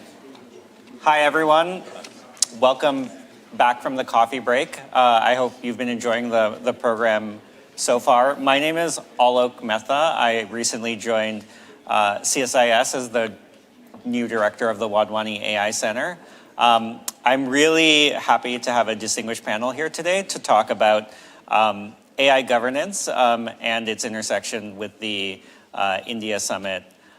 So, as you know, we've seen a rapid pace of development of AI technology. We've also seen rapid developments in the AI governance and regulation space as well over the past year. This includes the EU AI Act coming into force, kind of. It includes new sort of legislation at the US state level, especially in California. We have a new administration in the US that has taken a markedly different approach to AI regulation than the previous administration. And we've also seen countries like Korea and Japan implement their own sort of national AI frameworks and laws. And so we're here to discuss where things go from here and how the India AI Summit might change the conversation or influence the trajectory of governance. So I am going to, turn to the panelists. I'm going to sort of give them all an intro question and a chance to introduce themselves. And I'm looking forward to the conversation. So I'm going to start with Russ Headley, who is the senior bureau official at the U.S. Department of State, Bureau of Cyberspace and Digital Policy. So we've heard from the Indian ambassador and the French ambassador about what they're hoping to get out of the summit. I would love the perspective from the U.S. government as well, or from the Department of State, in terms of what you're hoping to see out of the summit, and especially what you're hoping to see in terms of AI governance. Thanks, Alok. Thanks a lot to CSIS and the Wadhwani Center for hosting. It's great. It's an honor to be here. It's particularly an honor to be sitting next to Dean Ball, who's been a real thought leader in this area. I've got a lot of things going for me in my current position, leading our Cyberspace and Digital Policy Bureau. One of the things I have going for me is I started this position on July 23rd, which is an auspicious day in Trump administration AI policy history. It was the day that the president launched America's AI Action Plan, and Dean was one of the chief architects of that. So I have been a real beneficiary of the good spade work that Dean did during the first 6 months or so of the administration over there. One of the great things, I think in a lot of ways, India's AI Impact Summit presents an opportunity. There's a lot of convergence between what India intends to do with the summit and a lot of the themes that are in the AI action plan. Their focus on impact, their focus on practical use cases, and their focus on diffusion to the developing world in particular really dovetails nicely with the third pillar of the AI action plan that Dean and the White House team teed up for us. Secretary Krishnan from Métis was on Greg's podcast a couple of months ago and really highlighted his narrative to an American audience, or to the kind of audience that tunes into CSIS podcasts, which everyone should do, is very much in line. Not coincidentally, he's a good diplomat, and he was definitely pitching an American audience. And I heard a lot of those same themes when I was in India for preparatory events in December ahead of the summit. But indeed, I think he's quite genuine in a lot of ways in elevating those themes that India is looking for practical use cases and really looking to lean in on innovation and adoption. And indeed, when you look at India's domestic regulatory landscape, they've really put their money where Secretary Krishnan's mouth was on the podcast, and indeed have taken a relatively cautious stance to regulation and have really leaned into innovation and adoption. So we will look to emphasize those aspects and hope that India will serve as a role model to a lot of other developing countries as they're looking to build out their own regulatory frameworks. There are some bad models out there in the world from our perspective, and India's is a relatively good one in a lot of ways. All right, thank you. Next, we'll go to Shana Monsbach, who's Vice President of Strategy and Communications at Fathom, which is an organization that does a lot of thinking about the connection between AI regulation and governance and trust in AI technology. Shana, the Delhi Summit is the first time that one of these major summits has been held in the Global South. And so I'm really interested in your perspective about how that might shift the conversation or change the conversation around AI governance going forward. Sure. And first, I just want to say thank you for having me. This is a particularly fun panel for me to be on because I'm with a former and now returned member of my current organization and a current member of my former organization at the State Department. So feels like a homecoming here. I'll throw a little bit of cold water in this conversation. We've had 3 years of summitry, and I think without a ton to show for it, at least in terms of AI governance. So I want to be realistic about what we can achieve at the summit. That said, these summits are where the agenda is set. The host country has a tremendous capacity to set the tenor and the focus of the agenda of the conversation, so it really does matter that this is happening in Delhi. Right now, the global conversation around AI is highly disjointed. We just moved from safety in Bletchley to investment in Paris and Korea, now to impact, which I think most of us understand to mean application. What does this actually mean in people's lives? And on a country-by-country basis, I think we're kind of all over the place. Washington is focused on acceleration. Brussels is focused on safety. China is largely focused on the CCP. I will leave it at that. And the global majority, to the extent that we can characterize or generalize, is focused on access and inclusion. So I think it's unrealistic to say that we're going to have some grand bargain, that we're all going to agree on the same policy things, nor do I think we should necessarily. We're all sovereign countries. We have different ways of doing this. But there are real costs to regulatory fragmentation for public companies, for the public, for companies, particularly small companies, small developers that don't have armies of compliance lawyers to help them navigate many different systems here, and also for the regulators themselves that face capacity constraints, and that's probably true of many Global South countries. So I think in Delhi, we have an opportunity to coalesce, again, not around some grand bargain here, but around a governance framework that introduces some interoperability into the system. I'm thinking about a technical backbone that makes compliance legible across borders. So at Fathom, we're very focused, and my panelists have heard me talk about this before, and I should say, before getting into this, Dean Ball is really the thought leader, maybe even a godfather of this idea, but we're very focused on independent verification. So this idea that governments, whether it's a state government or a country government, should set some outcomes around what they want to see, societal outcomes. So India can say, here's what good looks like. The United States can say, here's what good looks like. France can do it too. But then you have technical third-party auditors that are actually verifying whether this is indeed happening. The logic here is the labs shouldn't grade their own homework. This is very good for trust. It keeps up with the rapid pace of the technological development itself. So we think the technical architecture is there to operationalize this approach.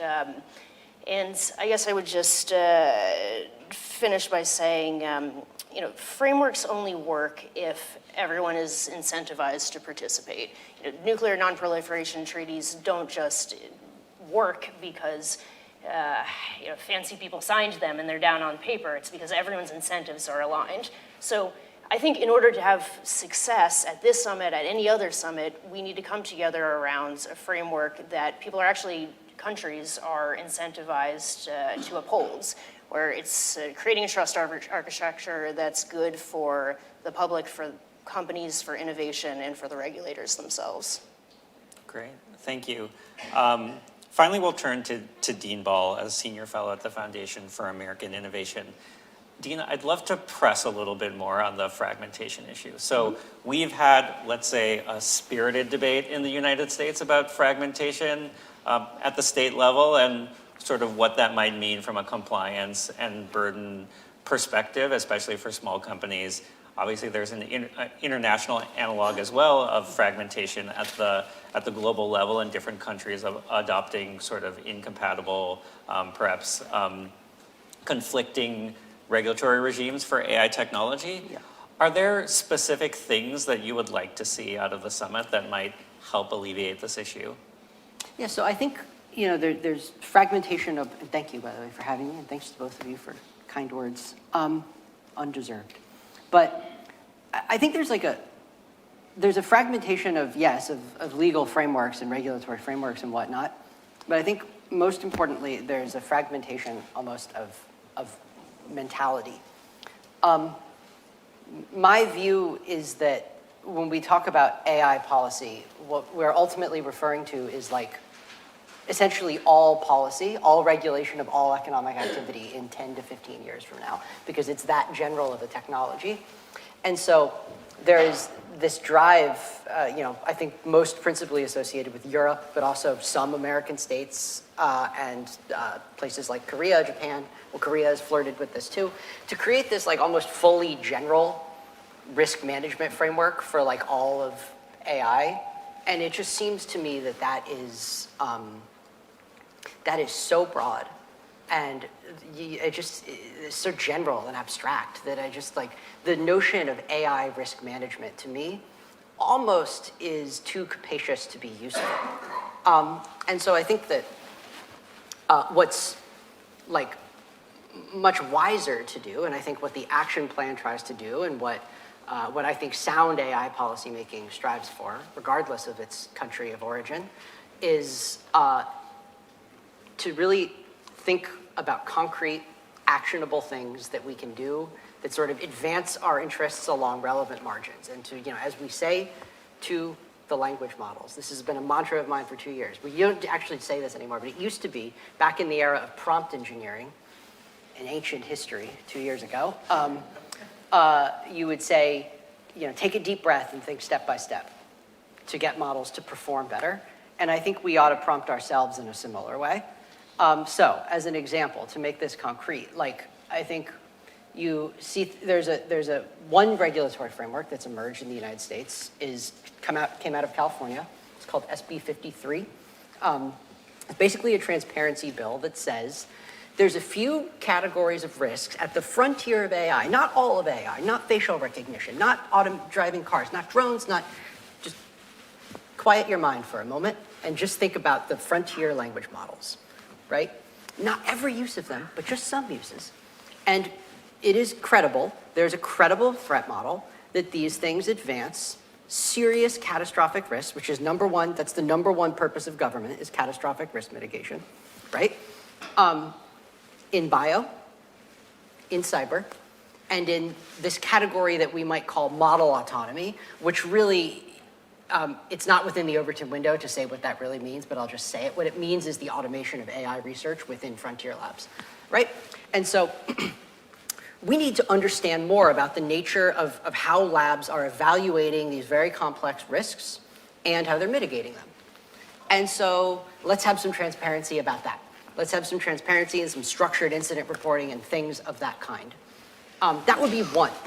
And then another example would be the Colorado SB 205 algorithmic discrimination framework, which is itself based on the European Union's AI Act, which is we are going to regulate all potential instances of anything that we consider discrimination in all uses of AI, which is basically all modern software, which will undergird all economic activity.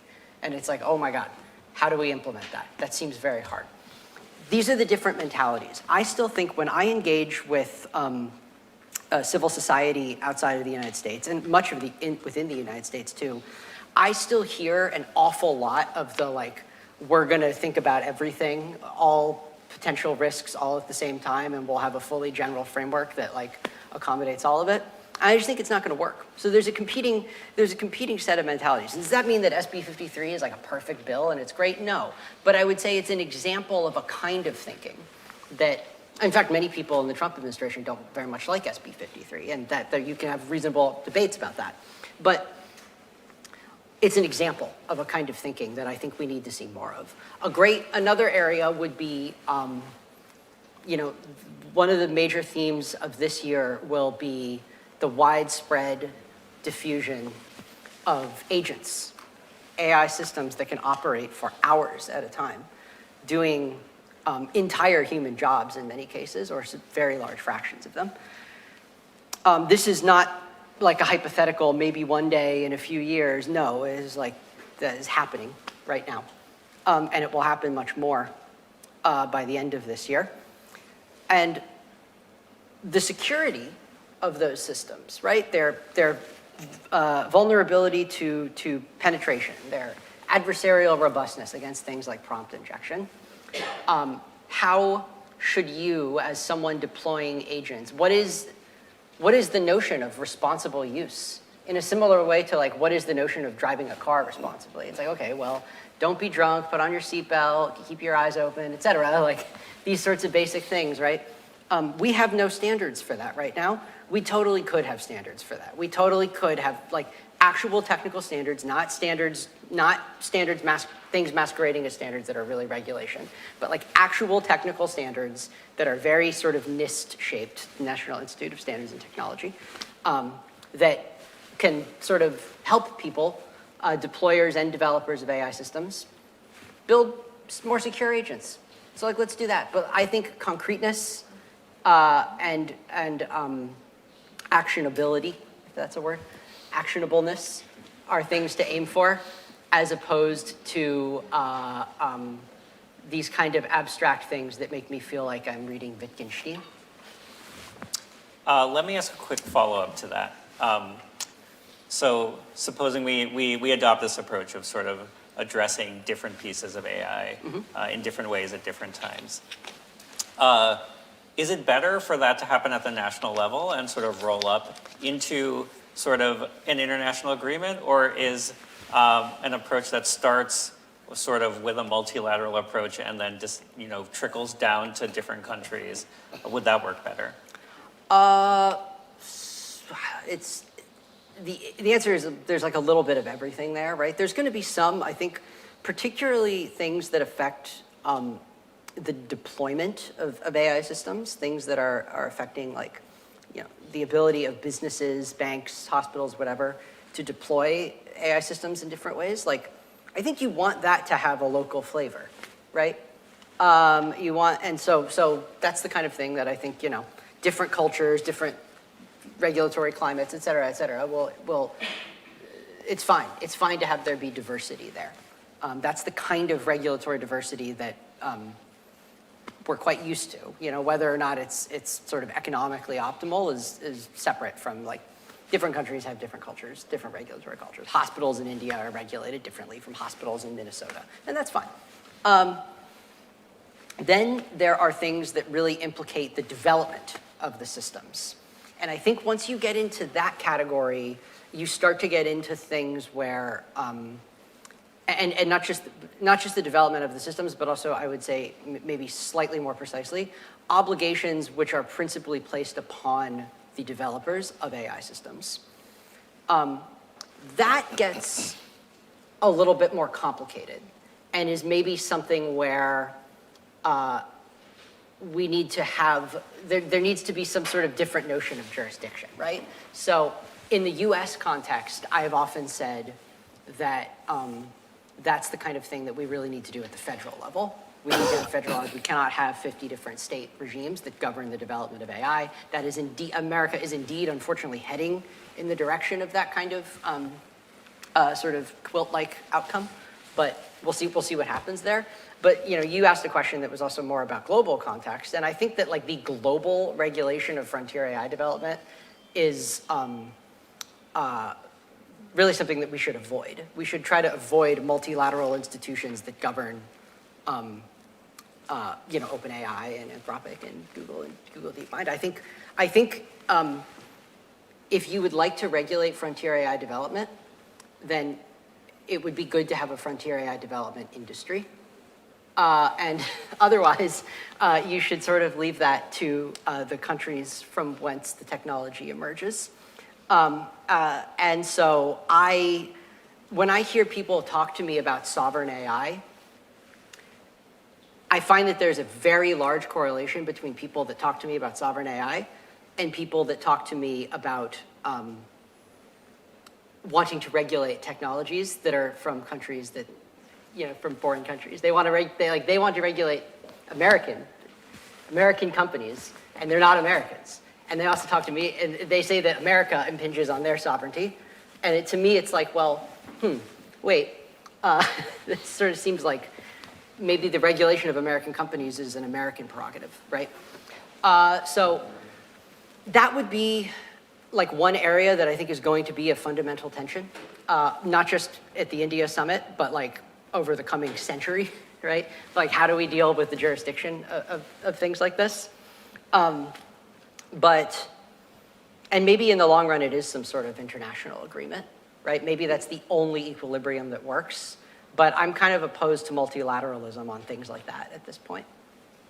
Can I just throw one thing in here? I mean, I think I totally hear you. I think there is a category though of domains where AI regulation may merit a more traditional hard law approach. And here I'm thinking about red lines, right, where the logic is a lot more like non-proliferation, AI systems and targeting like human targets in warfare, something like that. That feels like the type of thing, though I'd love to hear everyone's thoughts about this. Sorry to step on your toes and do your job for you. So it's better if... but that feels like one of those, talking about concrete things that can come out of India. I mean, that seems like a diplomatic issue that is a perfect setting for policymakers in India to take on, where we know that there are a couple of red lines. Maybe we have to adjust them as time goes on because technology adjusts. And we look to the Chemical Weapons Convention of 1993 for examples here, where we say, there's precedent. There are some things probably everyone can agree are pretty bad, and these are domains where the actions are irreversible, where defection costs are really high and they can be possibly verified.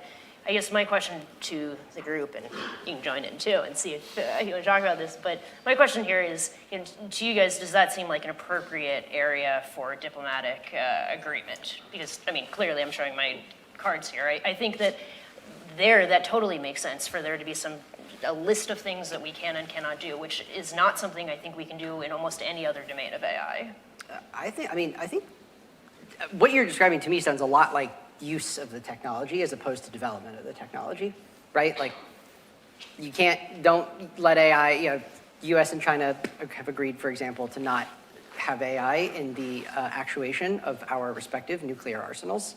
That seems like every country in the world should agree to, fine, we can all agree. We can all agree on stuff like that. Reasonable enough. I think there's things on areas like biosecurity would be a great example of an area where I think we can develop common standards for biosecurity, maybe even cyber, things like that. I think that's all great. I just think that if your starting point is like, I have a gigantic regulatory appetite to micromanage the affairs of businesses that are thousands of miles away from me in a different country, I think that is just like, you shouldn't do that. You just shouldn't do that. And like America, I have not appreciated it as an American for quite some time. And I feel very thankful that for the first time, we have an administration in the Trump administration that is candid and honest with the rest of the world about the fact that we don't like it. So, you know, I hate to be uncouth in saying that, but it's really true. There's probably nicer ways I could put it. Russ, let me turn to you for a follow-up on that. So the Trump administration has taken this sort of deregulatory, sort of pro-innovation approach, somewhat different than the Biden administration in a number of ways.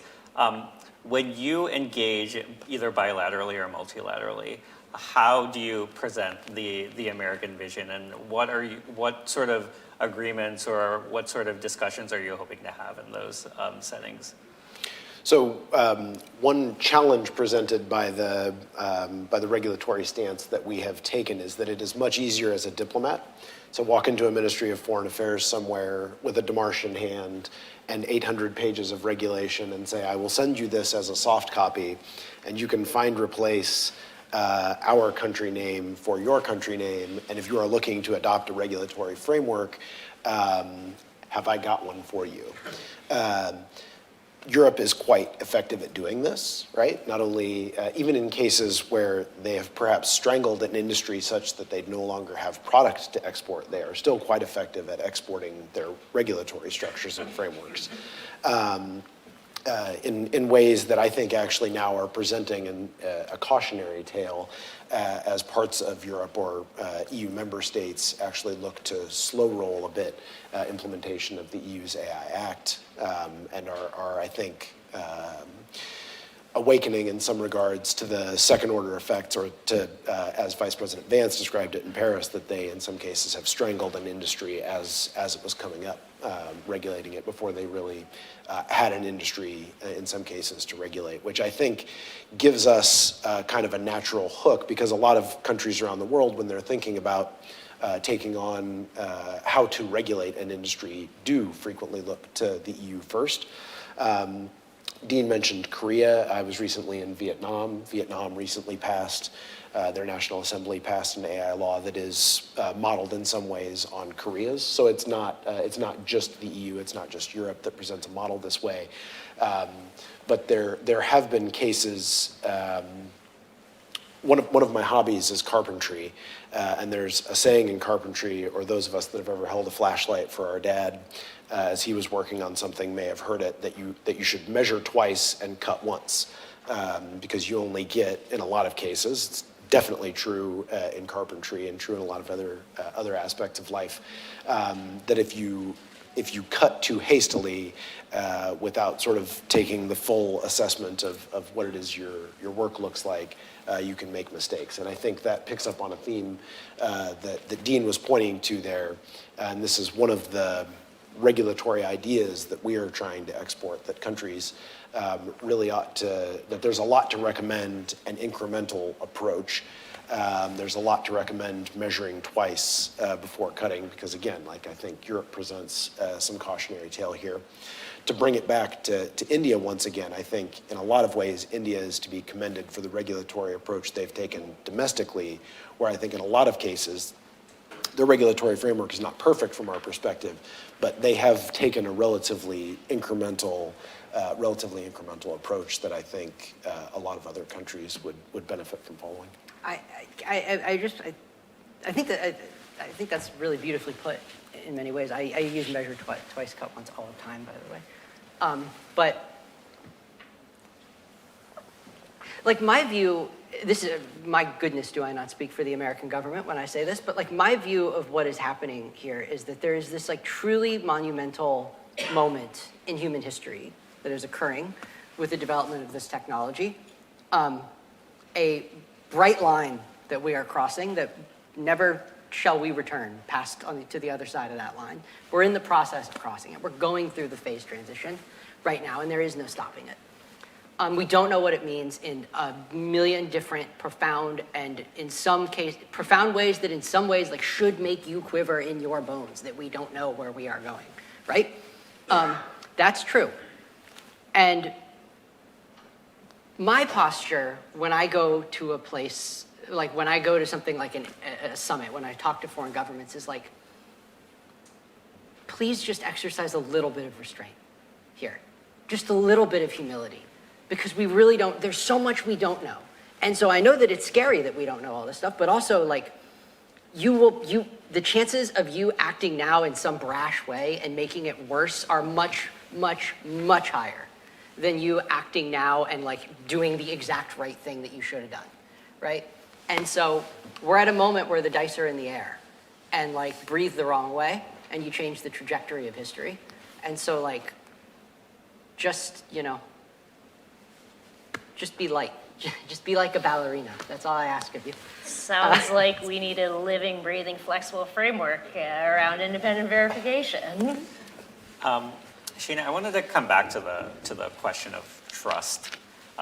So one of the things we see that's a big dichotomy between, say, the U.S. and Europe and other places in the world is on the question of trust. Both trust in the in AI as a technology that it might make people's lives better, but also trust in governments to sort of take appropriate action related to the technology, including regulating it in appropriate ways. And so we see that's pretty high in India in both ways. And so I was wondering if you could talk about, you know, why that might be the case and sort of what lessons other countries can take about the trust the Indian people and the Indian government seem to have. So I think the answer to the question is trust, at least the Indian flavor of trust, exportable. The answer is it's really, really hard. I think part of that is there's higher institutional trust in India than there is in America. So I guess let me take a step back and say a couple of things. The statistics here are crazy for anyone who hasn't paid attention to this. There's something like, and maybe it's, I hope I get this right, 15% of Indians are, only 14% of Indians are more concerned about this technology than excited. In America, it's a majority of people who are more concerned than excited. India has an 89% of people trust their government to regulate AI. All the Americans here, I mean, just like take a moment. 89% of people trust their government to regulate AI. 89% of Americans don't trust our government to do most anything, I say as someone who's spent my career in government here. And the numbers are much lower for Americans. Something like 44% of people trust the U.S. government to get this right. So there are a couple of wrinkles. I mean, Americans, the way that we use this technology, and when you ask, you know, have you read a lot or heard a lot about this technology in America, it's much higher than it is in India. So there's sort of a salience issue here too. But I think more fundamentally, the fact that this split represents some institutional trust that's already built in, that's just really hard to export, particularly in a country that's already using this technology a lot. I think that you alluded to this, what America and other countries can do, it comes back to this idea of a trust infrastructure. And it's funny when people say, are you pro-safety or are you pro-innovation? I say yes, and trust is the glue between the two. They're two sides of the same thing. It is really, really important for people to, and I'll explain what I mean by people, but it's really important for people to be able to have confidence in these systems. They need to know that they're safe, that they are secure, that they work as advertised. Having that confidence is great for our innovation, particularly for small businesses. It's good for our regulators. Having a trust infrastructure, again, I think is the glue between safety and innovation here, and I think it's something that we have a lot of room to run. You know, you talk to people and they say, I'm just not sure that this thing is going to work as advertised. I'm not confident in it. And I think the more confidence you have in the AI products themselves, the warranted confidence, independent verification, third-party auditing is very helpful here, also increases institutional trust in the government to do its job around regulating. Thank you. So I think we'll probably do one more question for the group, and then we'll try to take a couple of audience questions before we wrap up. So one thing that the ambassador said is that this is an impact summit, and so they're focused on impact.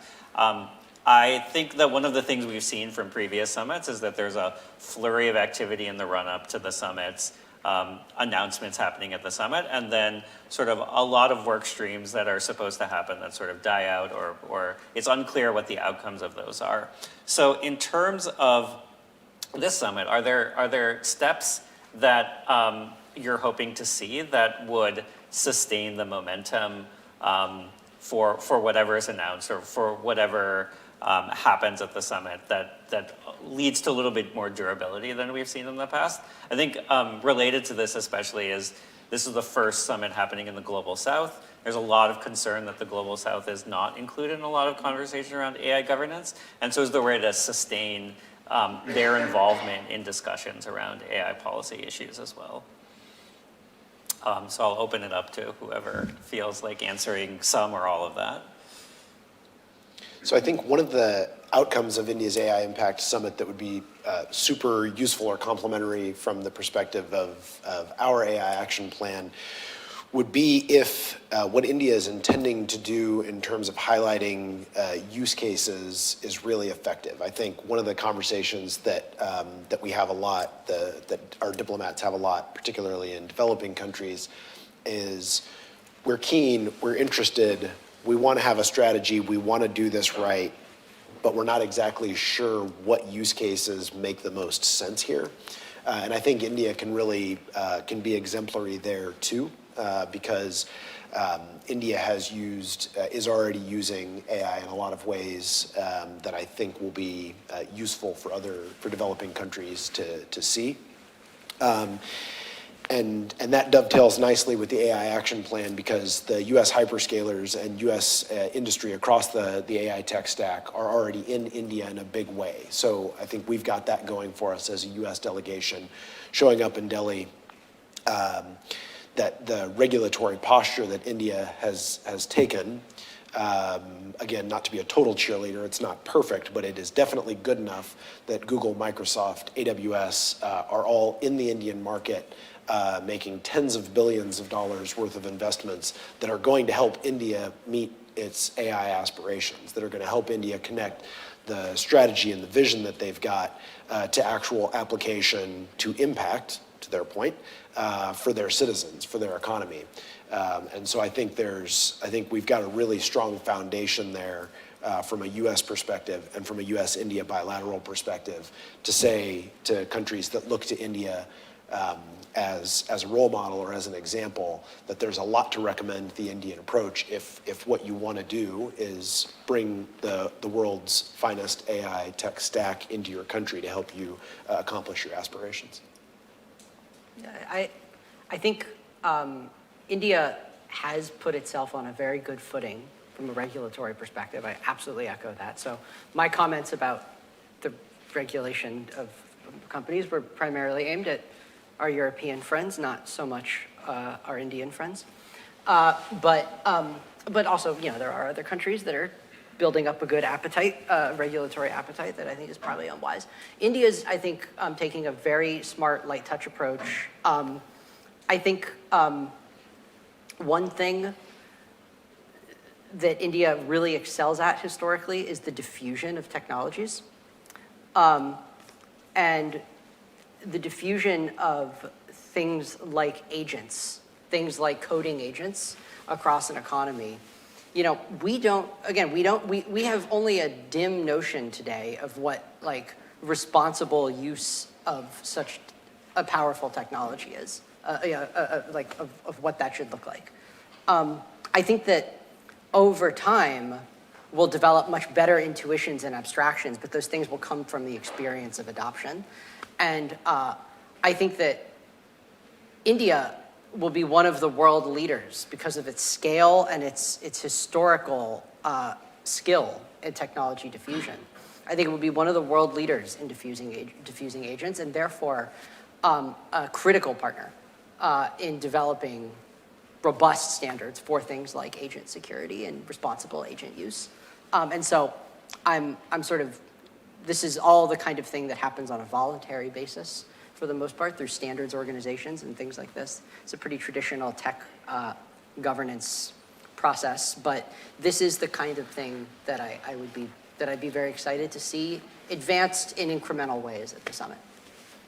And I'll close this with a much more hand-wavy answer, which is I personally, professionally, emotionally, spiritually would love to finally just collapse this fake dichotomy, this false choice between innovation and safety. I really think that if you went around the world, you would be hard-pressed to find many actors who would say, no, more trust in the system is bad. I think trust and creating a trust infrastructure, a flexible trust infrastructure that makes sense based on different country contexts and priorities, but that gives people confidence in their own governments and their own regulators in these products, that's good for adoption and innovation, is a smart thing to do. And we live in a world where there are these camps where, you know, if you say the word safety, it means, you know, you must hate America. It's not good for innovation. I think that's a ridiculous, it's a ridiculous place to be. We can have both, of course. That means you have to stake out a real balance here. You know, you can't be all the way on one side and say, you know, I have both things here. But if you take a measured, balanced, flexible, living, breathing approach to this, you can create a trust infrastructure that's good for safety and good for both adoption and innovation.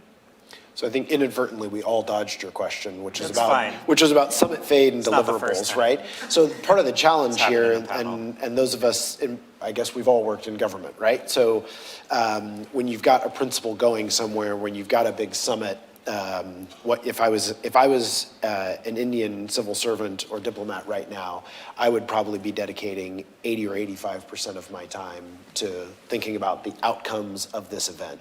And there's just a natural delta between the kinds of sort of objectives and goals that are sort of capital SMART smart, that are time bound, that are measurable, that are attainable, S&R, and the kinds of things that really sing when you put them into a summit deliverables document or you put them into your leader's speech.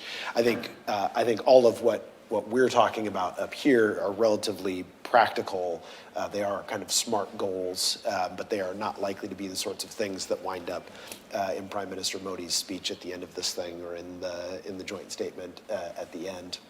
So I think some summit fade is natural. From an American perspective, I suspect what will be quite sustainable, my hunch is, there's going to be, I think, quite a showing from U.S. industry in Delhi for the summit. I suspect there will be announcements and deliverables there. Not that private sector deliverables are met 100% of the time to the letter of the announcement, but I suspect you will see endured and acted. You will see them endure. You will see them acted upon in a way that, again, I think is a demonstration to the developing world in particular, that the real action here in a lot of cases, the real meaningful action is going to be deal based. It's going to be bilateral. It's going to be about those companies that can actually help countries execute their visions. And I suspect there's going to be some powerful demonstrations of that in Delhi around the summit. So we'll take an audience question. I think we have a runner, and I think I saw that hand up first. So then we'll probably have to wrap up. Thank you for the informative session, panelists.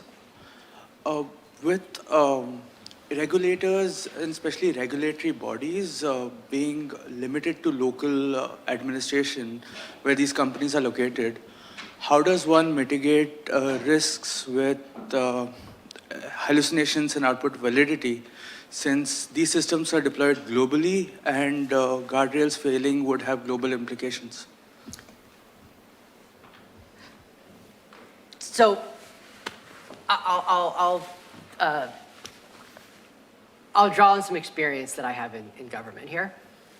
At one point, when we were working on the action plan, we batted around this, what actually happened, there was an executive order called the Woke AI Executive Order, right? President Trump said during the campaign, we want to stop these models from having top-down ideological bias, right? And we were sort of batting around some ideas internally about how do you affect that, right? How do you affect stopping models from having an ideological bias, right? This is obvious kind of thing that is a regulation that is put upon developers of systems. But here's the problem, is we could, in principle, have written the most unconstitutional executive order ever, right? And said, AI models must only tell the truth and have no bias. And how will we determine what truth and no bias means? Guidelines from the government. We'll tell you what they are, Not only would that be unconstitutional, but the reason that's unconstitutional is because mankind has been on a multi-thousand-year quest to define what being free of bias and objectivity and truth, all those things about what that means, and we have thus far failed to come up with a satisfying answer, and I think we'll probably continue to, if I had to guess. Plato was wrong.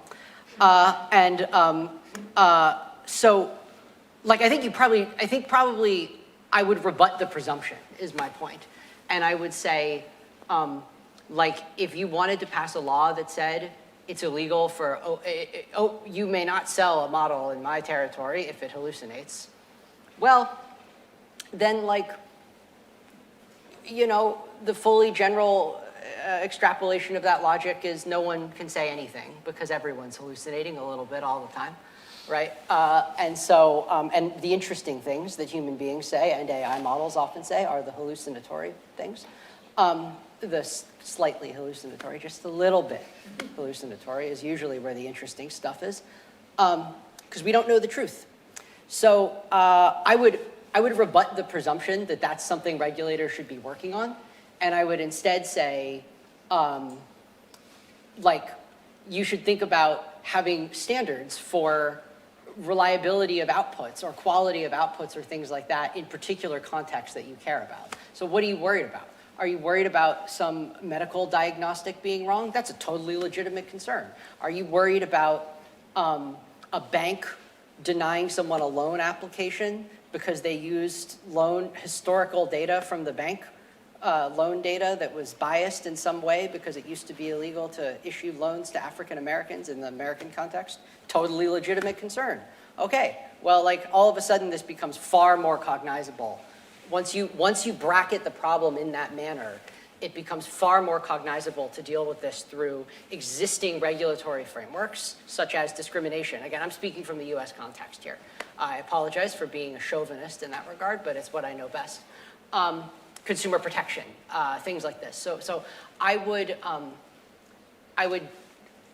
counsel someone with that concern to make the concern more specific in response to a defined threat model, and then sort of react that way. So that's how, and once you do that, oftentimes what you find is like, oh, my concern isn't actually with the parameters of the neural network. I don't need to affect the developer's, matrix multiplications. What I need actually is something that is at a far more approachable level of abstraction than the matrix multiplications. I was going to very much push back on this, or what you said, but then you took it to use cases, and I'm with you. I mean, there are real harms happening around hallucination and bias, and I think government has an interest in keeping people safe. And if we see certain things happening, I think it's irresponsible for government to say, well, we don't know how to do this, we shouldn't do this. The one thing I want to add to the mix is the real capacity problems when it comes to government. I mean, all of us have been or are in government. I truly believe in my bones government is well-intentioned and full of people trying to do the right thing, but AI is breaking a lot of things, including governance. This technology moves really, really quickly. It is hard to get this stuff right. We don't have the capacity, and frankly, the people who know best how to regulate this technology, to the extent that anyone knows, are in the labs. So throwing out the thing I would end with or throw out here is to build up the capacity, maybe this is a resourcing thing, you got to get those people out of the labs. You have to give them other options. It's something that I'm really focused on. We're thinking about, how do you create centers of excellence, verifiers, independent organizations that are doing really good work and who can actually do the technical work once government says, yeah, here's some use cases that we're really concerned about, who can do that. But right now, I think that capacity is lacking. That's certainly true in the United States, or if that's true in the United States, that's certainly true in other countries around the world. One slightest bit of pushback to that is just this. You said that there are harms happening from AI, let's just say medical diagnostic, things like that. And I'm willing to believe that's true. I'm willing to believe that during the time we've spoken, somewhere in the world, an AI model has made a medical diagnostic decision that was wrong compared to what we'll ultimately find out is the truth. But do you know what I'm also willing to bet you? that the number of human medical practitioners who made like profoundly wrong diagnostic decisions during the period that we've been talking is like orders of magnitude higher, right? So the expected value of human error during the period of this panel versus the expected value of AI error during the period of this panel, you know, one thing dwarfs the other is my guess. So like, which is the problem about which we should have moral panic? Sure, and Dina, I don't think anyone's saying these things have to be perfect. If I were setting, going back to... No, people totally are saying that. Sure, people totally... I myself on this panel and saying, yeah, I think a reasonable thing to do, if I were setting up a system here, I would say, okay, government has to come up with reasonable outcomes. If I were the government writ large, if I were in charge of creating these outcomes, I wouldn't say, bias can never happen. No one can ever die. The mathematical solution to that is, well, then you shouldn't have the systems at all, which is ridiculous. And I'm certainly not arguing that. What I am arguing is, I think it is perfectly reasonable for a government to say, if and when these systems are deployed in high-risk contexts, they cannot be, let's just say, worse than a human being. That, to me, is not only incredibly reasonable, that's incredibly verifiable. Well, yes, it is. But then, like, the question is, how, if that's true, why is it that, like, if that's true, then what we should empirically expect to see is that Europe in particular should be filled with people. There should be hundreds of thousands of young people in Europe who are doing empirical econometric work on the error rate of all sorts of human institutions for all sorts of things, right? We should have really robust data on like the medical diagnostic error rate of every single medical profession, every law enforcement decision, every government decision. We should know what the human failure rate is really, really well, if that's true, because we should be trying to define that, and then because that would be what good looks like. That's the baseline. AI's got to do better than that. How come we don't do that? I encourage regulators to do that. That's my I think point. that if you had a system that was outcome-based, that said, here, you know, not just here's a list of things you should do, but it was actually outcome-based, you would see, that would help catalyze science around this. I would love for that to exist. I think it is it's eminently possible. There are wonderful people working on all of this stuff. They need to be more resourced. But when you have legislation like the EU AI Act that says, here are all the things you should do, there is no incentive, there is no catalyst to do that type of research. Totally agree. Claude Code can do a lot of what we just described. We do. I'm getting the signs that we need to wrap up. Russ, I wanted to give you a quick chance to say anything to wrap up. Otherwise, I'm happy to move the program along. Let's keep it moving. Really looking forward to the summit. Looking forward to seeing a lot of the folks that are in this room there. All right. Well, I'm going to pass things off to Rick Rosso, who is a senior advisor and our chair on India and Emerging Asia Economics, and he will be moderating the next panel, which is industry perspectives on AI innovation in India. So give me a hand in thanking our panelists.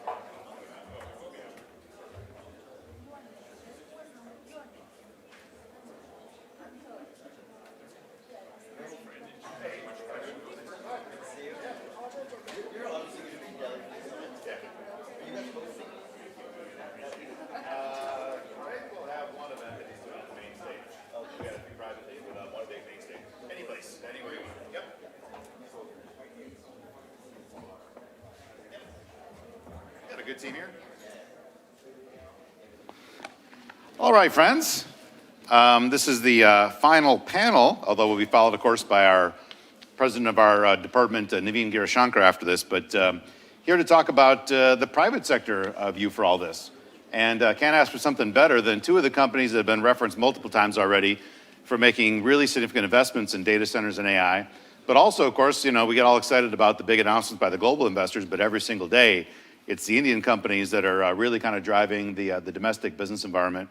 And having Purnima Shenoy, my friend, who is the representative for North America from FICCI, which represents most of India's large companies industry, it's terrific to be here. She's joined, of course, as I mentioned, by two great colleagues, Khalil Garbai from Senior Director of Trade Policy for Microsoft, and David Weller, Senior Director of Emerging Tech, Competitiveness, and Sustainability at Google. So again, two companies that have made massive announcements in recent months ahead of the AI Summit. And of course, we're all waiting to see what else is going to be announced at the floor of the summit. As Greg was talking about earlier, France was really kind of a stimulant, I think, for a lot of companies to make big investment announcements. But always good to get ahead of the pack and announce it before everybody's on the main stage, I guess. But Khalil, let me start with you. I mean, I think a lot of us are looking in terms of global forums. Most recently, the World Economic Forum, a lot of top executives out there. And I think at the WEF, you saw a bit of an eruption to some extent on stage, a debate over what is India's kind of global heft today as an AI player, but Microsoft's making big bets. So when you think about India as a player today, both as a market, as a development, as a data center, like how does it fit in your strategy today? How do you look at India's role for AI globally in the future from your lens? Yeah, and one thing that I wanted to mention, well, thanks Rick, it's great to be here. A lot to discuss. I mean, on this topic, we really look at it as a matter of AI diffusion, and there's a report that our AI Economy Institute puts out that is really based on this key insight that it's not necessarily the country that invents the technology, but the one that diffuses it most quickly and deeply across its economy that's going to grow and benefit the most. And we're tracking that across all countries and looking at drivers, which some of them that are already coming up pretty clearly are the skills and sort of digital readiness of the population. How much is the government leaning into AI adoption in the public sector? And how strong are leading LLMs in the local language? And there's more. There's just a lot of rich data there. The UAE and Singapore, with over 60% adoption, are sort of the North Star or leading the pack. The U.S. is actually 24th. A lot more work to do on diffusion here. India's diffusion level was about consistent with the global norm, which is actually quite impressive for the massive size of India's population. And we'll talk a little bit more about our investment and the way that we think India is positioned, but we really think that India is uniquely well positioned to grow and has the right strategy. In the exchange you mentioned, really that full stack approach and the emphasis on broadening access to the technology. Yeah.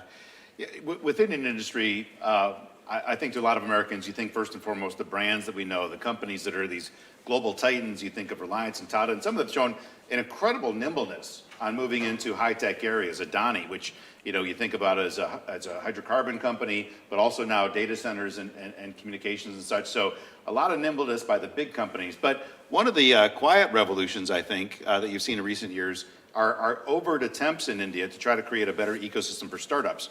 And what a time for that to be happening when you've got a lot of new technologies kind of on the table. So Purnima, I wonder if you could tell us a little bit about the India startup ecosystem and maybe some of the green shoots you're seeing that kind of relate to artificial intelligence and overlap with some of the topics we have on the table today. Thanks, Rick. I sometimes think that Rick and CSIS has more accurate data on India than anybody else. Okay, and let's tweet that one out pretty quick, please. Let's get that on the social medias, yeah. Okay, and of course, Google and Microsoft are such household names in India, especially in the job market. So it's a pleasure and an honor for me to share the stage with you. So I'm from Bangalore, which is the startup capital of India. I have to say this, and I have to plug it in at every platform. So let me give you some data on what is the investment that is going into AI startups in India, especially from VCs who are mainly based in the US. In 2025, we saw 154 million put into seed stage funding, 444 million into early stage funding, and 320 into late stage funding. So these are only into AI-related startups, and this is a very good and rapidly evolving number. In India, we see the usage of AI number one in banking. I think we have a very robust financial and banking system. It's followed by IT industry, then by healthcare, then the retail sector, finally manufacturing and traditional sectors. So these are large publicly traded companies, especially the banks, either public sector enterprises or publicly traded institutions, which don't have the time to develop tools and applications for their customers, either at the enterprise level or at the retail level. So this gap is being met by startups, and so we are seeing startups also evolving in these particular sectors. For example, number one is enterprise and SaaS.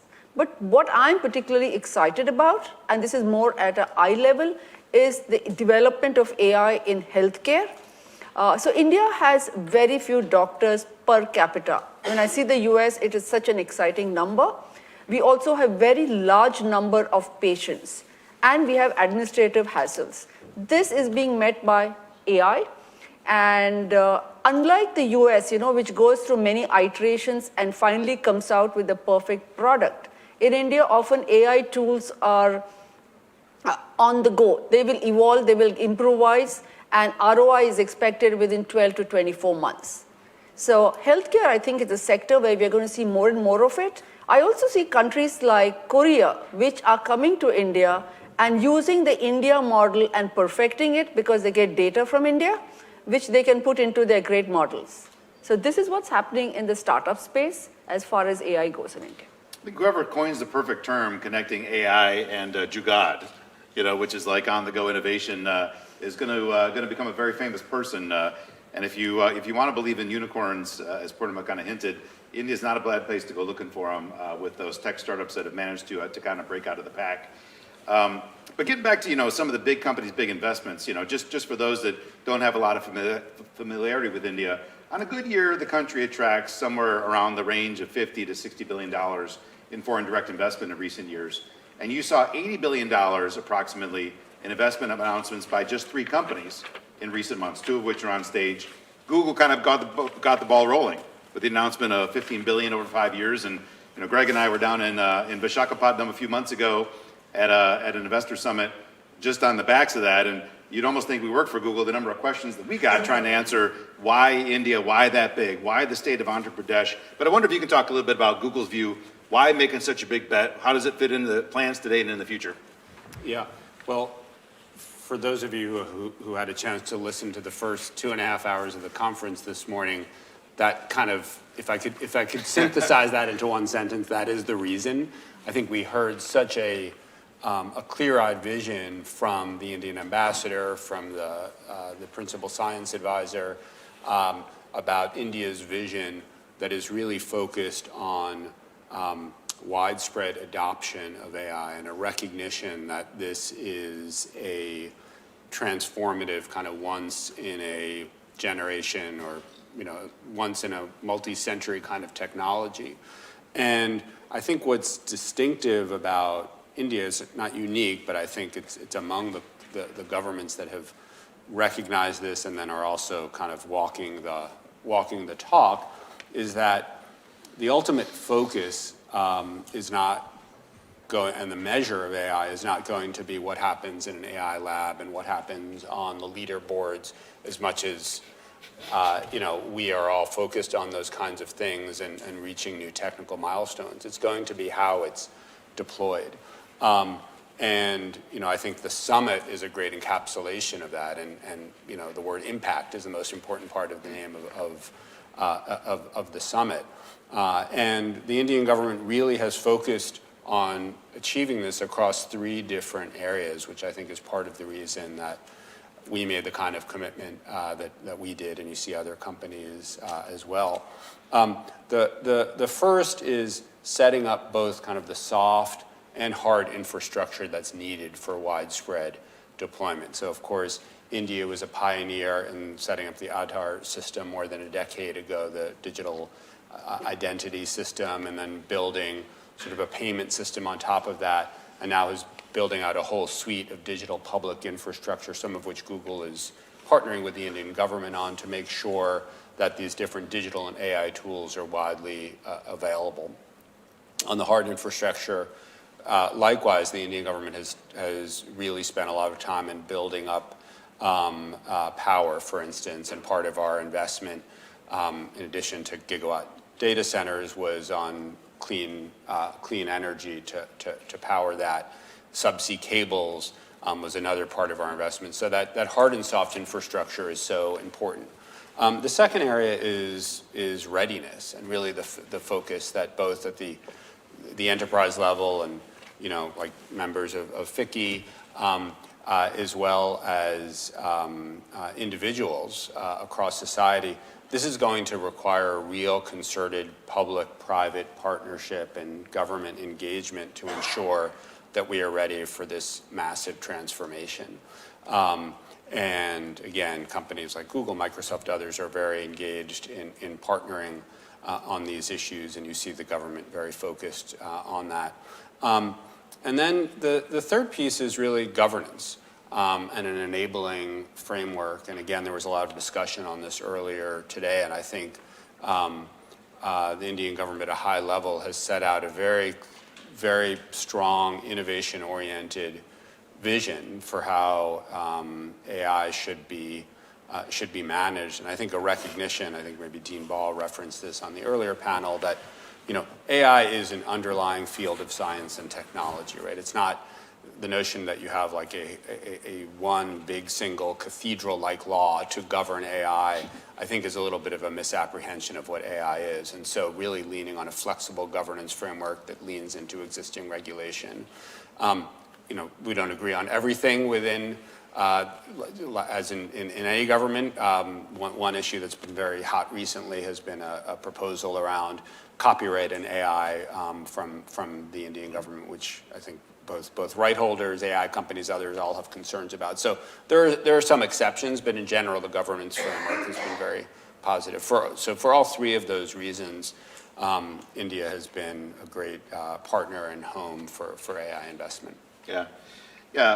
Khalil, I mean, you touched on this a little bit by talking about your terrific AI adoption report, but it's easy to say ditto, but anything you want to kind of add in terms of Microsoft, also significant commitment. I mean, you've been so deep as a company in India for a long period of time, including in the South, where I was out there for when you created your first big facility in the high-tech city in Hyderabad. So anything you want to kind of add in the today, the tomorrow view on why make such a big bet on India? Yeah, I mean, definitely ditto to start, but no, we see the potential, right? We see India as an AI hub. Our investment, we made two investment announcements at the beginning of last year, $3 billion to start, and then in December, the $17.5 billion, which is our largest ever investment anywhere in Asia. And that goes to the potential we see to accelerate AI diffusion in India, to provide that infrastructure, but also to partner with the Indian government to, David mentioned identity, things that they've done in digital infrastructure around identity and payments, sort of show the path forward on how you can broaden access to AI technology. So very excited about all of that, and we think that the key ingredient is going to be skilling the population. So along with our investment, we've committed first to 10 million and now to 20 million people that will be skilled in a variety of different channels and through different partnerships, whether that's basic digital literacy or more specialized skills for those that are in IT, sector-specific skills for those in other sectors as part of that effort. I will probably sign on to be part of that course if it's open to me. But yeah, I mean, energy, it came up also at the World Economic Forum. Whoever wins the energy prize for low-cost energy is likely to also be a key winner, I think, for the AI prize. Came up at a couple of speeches at Davos as well.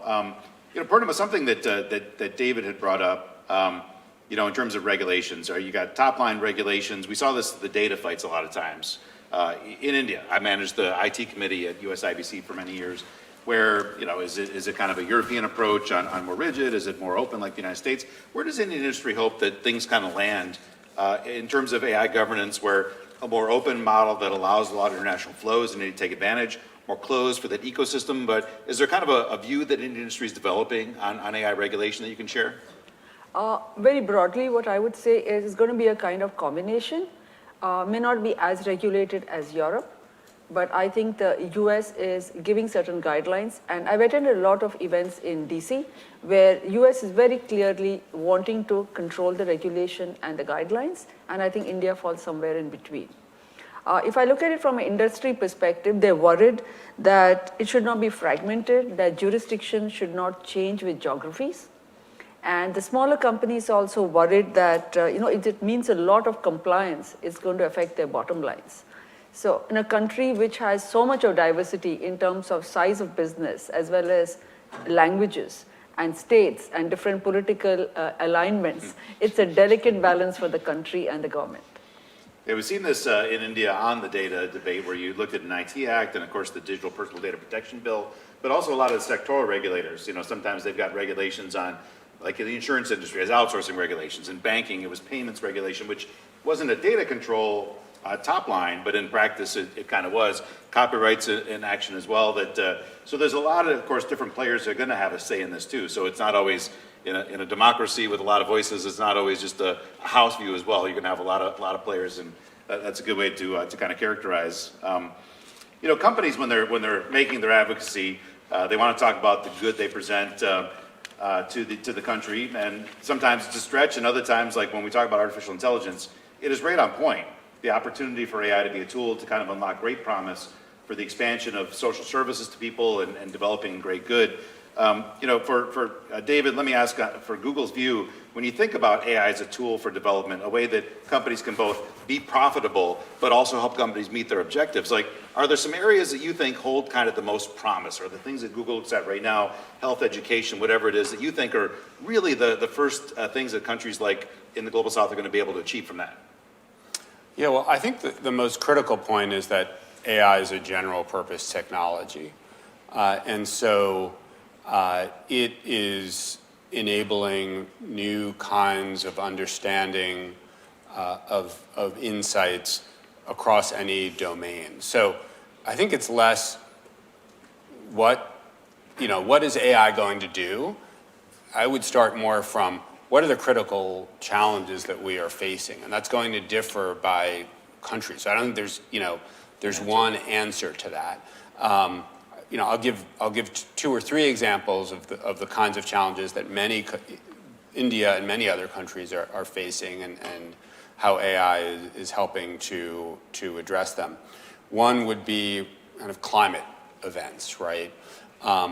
And floods and wildfires, and we all watch every week, month in our news feeds, really heart-wrenching stories. And what's so critical about these kinds of events is advance notice, right?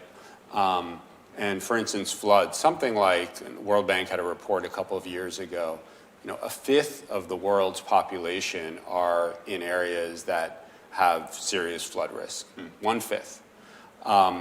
And we developed a number of years ago something, the underlying technology was developed at Google DeepMind, and then it was ultimately kind of productized through something called Flood Hub, which uses all kinds of both geospatial data, floodplain data, weather data, to build a really sophisticated model to better predict floods, and to be able to give people advance notice as much as 7 days in advance, which is the difference between a community saving itself or not.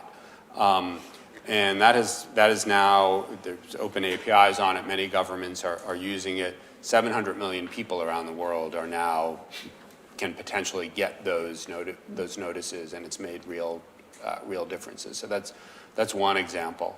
Another example is around health, right? And this is top.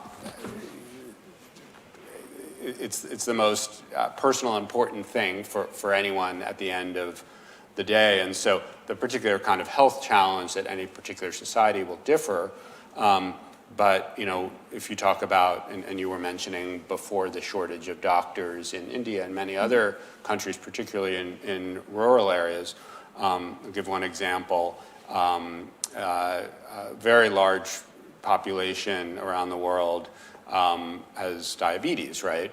And about half of people with diabetes are at serious risk for something called diabetic retinopathy, which is, when caught early, can be addressed. When caught late, causes blindness. And if you have access to an ophthalmologist and so forth, you can get screened for this. Many people don't.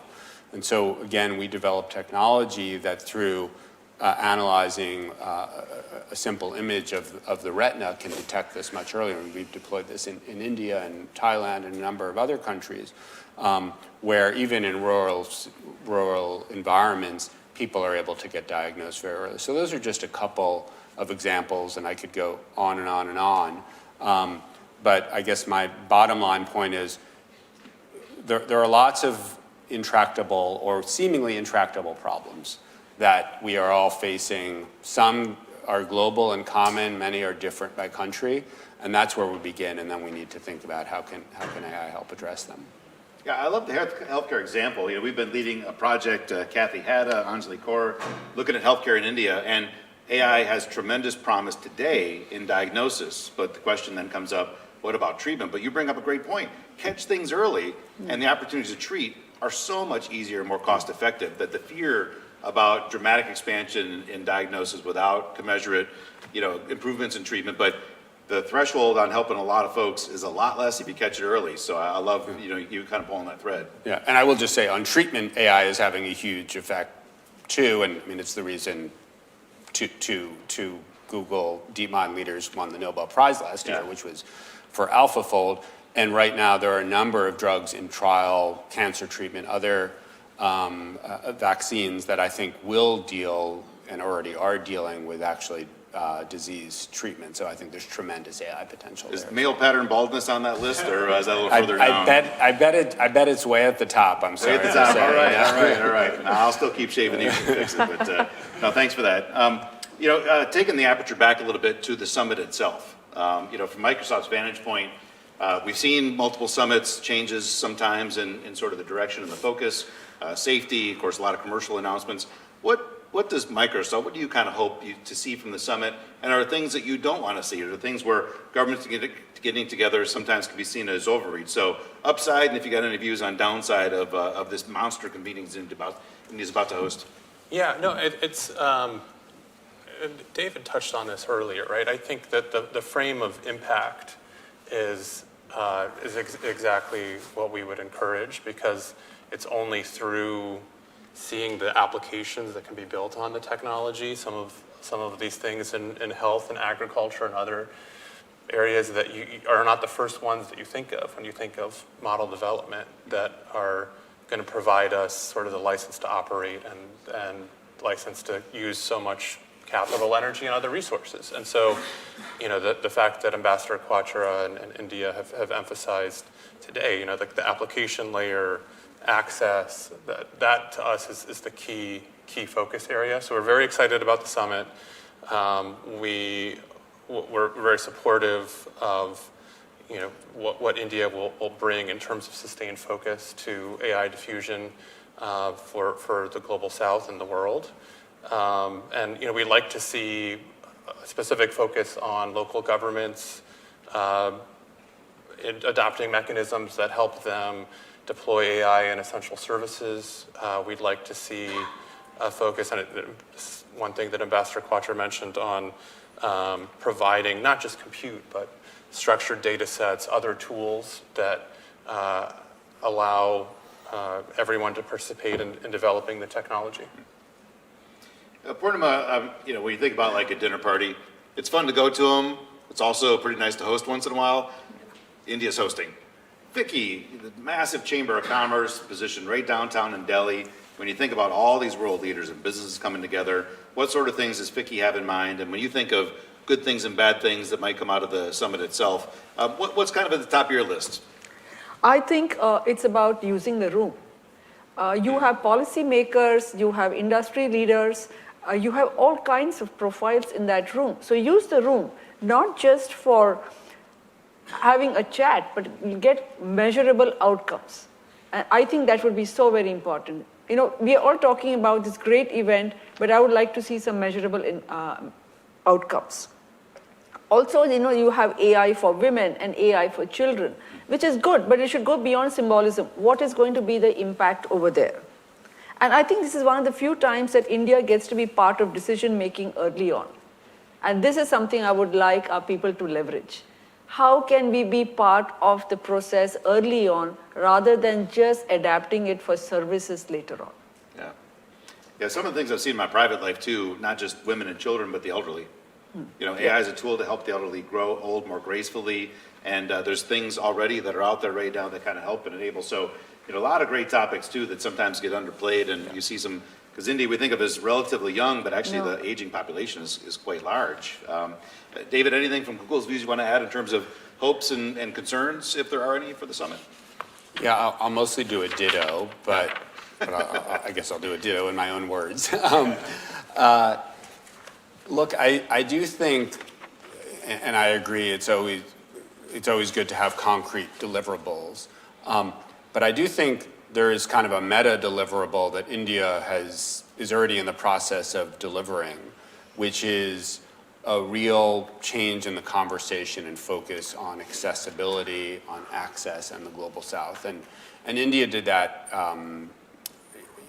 has done that in the G20 chairmanship, and then 2 years ago when they hosted the GPI, they were the host of it for a year, and I had the chance to be in New Delhi for that a couple of years ago, where the conversation around AI governance was all heavily just OECD focused, just kind of the North focused. So I think just this real changing of the conversation or broadening of the conversation itself is super important. I think the second thing I would say is learning from each other, right? I mean, I think many governments are struggling with the same challenges. There's a high point version of governance, which maybe was, so 2023. We're in a little bit of a different environment now, and you probably wouldn't have something like the G7 code developed right now in this environment, but there's still a lot that can be learned from each other, both on the adoption side, diffusion side, and on the kind of the governance side. And on the adoption side, I know one thing that's being talked about at the summit is really putting together kind of a repository of AI for good use cases that different governments are using and how they're going about approaching those, what kinds of public-private partnerships and so on and so forth. So that learning from each other. And then on kind of more of the governance side and the responsible AI side, there was some talk from the Indian government representatives before about India's work on developing kind of techno-legal approaches to responsible AI, and again, kind of sharing what are some of those best practices, what are important kind of standards development at ISO and other places that we should all be aligning around. So those would be two additional things I'd hope we get out of the summit. Yeah, good.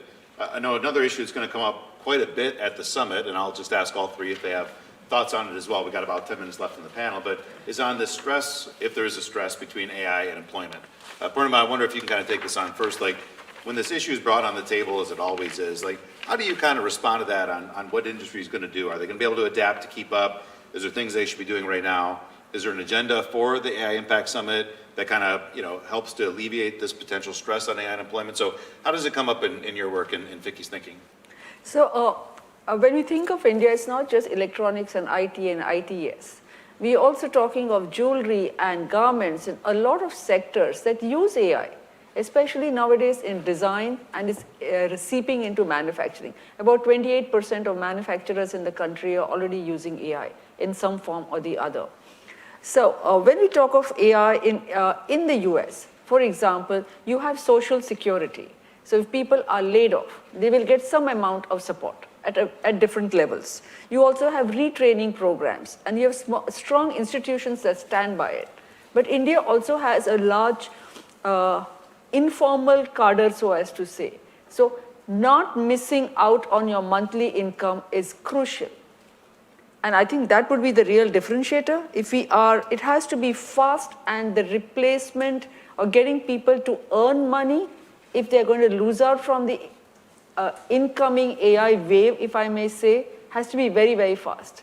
You know, political regimes can fall if people don't get money every month. We don't have social security in India. So if you don't have a job and you don't earn salary, you have no money that month.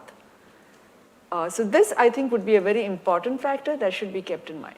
Keeping a close eye on the divide, right? Yes. Yeah, no, that's good. Khalil, thoughts? Yeah, I mean, I think it's a huge issue, one that will require sustained focus this year and beyond. There is a risk of displacement. It's uneven. Different professions will be impacted differently. It's something that LinkedIn is very focused on researching those changes. It's a shared responsibility that I think industry and government have, because it won't just be the technology, it'll also be the policy response to some of that technology displacement that will really matter. So we're working with school systems and labor unions on their sort of strategy to adopting technology and preparing for technology. In India, actually, one of our key partnerships with the government and use cases is in adding AI technology to eShram and the National Career Service. So using AI models to help with job matching and to help with bringing over 300 million people that are in the informal economy into formal employment. Yeah. David, anything on that? Yeah, I mean, maybe first on the question of just what the likely impact is going to be. I mean, I think we see a very wide range of predictions from, it's going to eliminate all jobs or half of jobs to it's just going to create jobs. To paraphrase the old saying, predictions are very difficult, especially about the future. But I do think we can learn something from history. I mean, we have gone through these kinds of big technological changes before, which do change work in important fundamental ways, but on balance have ultimately created work and created more jobs. And when you think about in the United States, something like 60% of Americans are in jobs today, the job categories for which did not exist in 1945. So, a dynamic economy will have those kinds of transitions. And you think about, the second industrialization and sort of mechanization of agriculture. That was a huge shift. And you did see a lot of jobs eliminated, but you saw many, many other jobs created. And it's often, I think, what's difficult about this point, both as a political matter, but also just as a predictive matter, is it's much easier to see the things that are going to be impacted than the new things that are going to be created, right?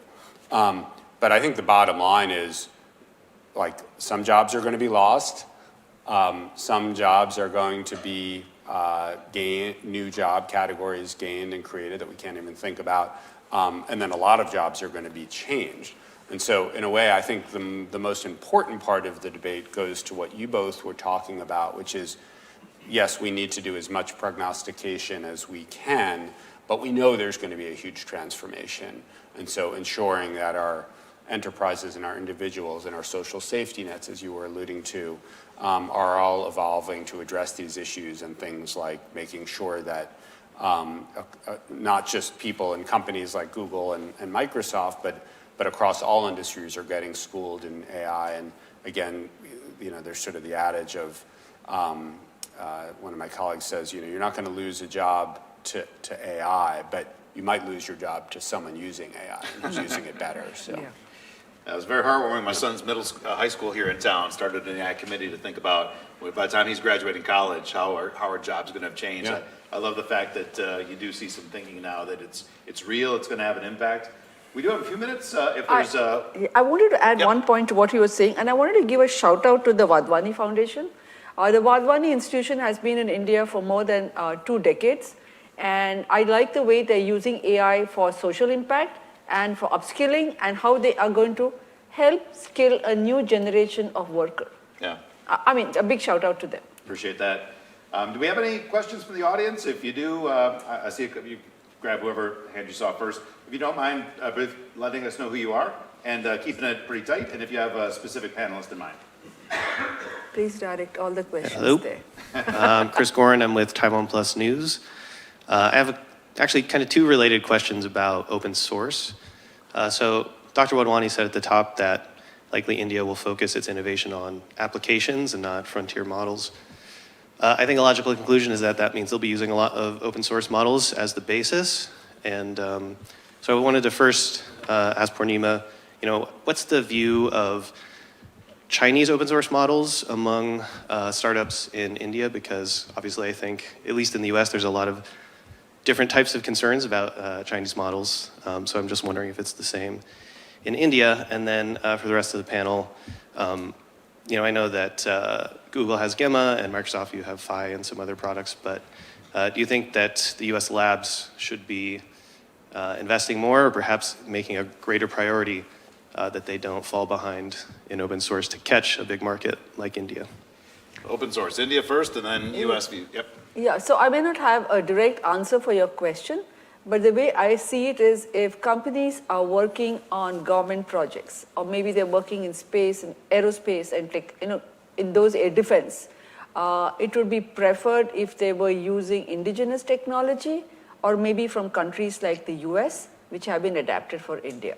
I mean, I'll stop over there. I hope you get the message. More to unpack after. She'll make herself available for the quiet chats. So I think you're right that ultimately for widespread AI diffusion, you're going to need a mix of proprietary and open source or open weight models, and that's certainly been the approach at Google. You mentioned our Gemma models. I think every company makes their own determination about what they either open source or where they make model weights available and not. In our case, things that are at the very frontier for various reasons, we don't make those weights available. But the Gemma models are very powerful, and you have many hundreds of thousands of developers and enterprises, including across India, using and building on top of them. I would also say, I think the narrative that, the US does kind of closed proprietary weights, China does open, is not quite right. I mean, there are a lot of models being developed in the US beyond just the companies on the stage and a couple of other companies. It's a really rich ecosystem. Yeah. We have time for one more. I think I saw a couple of hands over on this side, so yeah. Right at the end of the hall. Yep. So again, who you are, who you're addressing, and keep it tight. Hi, my name is Abhishek and I'm a lawyer. My question is, like you mentioned that there are massive investments going into India from both Microsoft and Google. So can you give us a little more insight into how the investments that you are making in India integrate with your global AI strategy? And you're welcome to address either the specific technologies you're developing or the specific sectors you're looking to impact. Thank you. Great. I'll let you want to start? Yeah, the investment is in infrastructure and in expanding existing infrastructure. So we'll have multiple regions. We already have some regions in India, and then providing that service where Indian SMEs and others companies in the market can leverage the technology, right? And so this was the case with cloud. It's even more the case with AI. This infrastructure is the platform that once you add your data, that unlocks new economic possibilities, and it's available for startups. It's available to scale up, and so that's really the vision, is investing in providing that infrastructure in India. Anything you want to add? Yeah, I would just say, we think about it as, where are we training AI models? Where do we need inference for our consumer products and the many people who are using Google or other AI services, and then our enterprise customers, some of which might be AI companies themselves using our infrastructure or, or government agencies. So I think with India, it's a combination of all of those things. Well, Purnima, Khalil, David, really can't thank you enough. I mean, it is something on a day like today, with the way the city has been after this tremendous storm, to make time out on a Friday to come and spend time and offer views and have an audience this large, both here and online, to be able to take advantage of that. So to the audience, please join me in thanking our panelists for this great discussion. And hopefully you'll be able to stick around. We have our closing keynote from my boss, so please stick around for that. Naveen Girashankar to be followed by lunch, but thank you. Yeah, thank you. Great.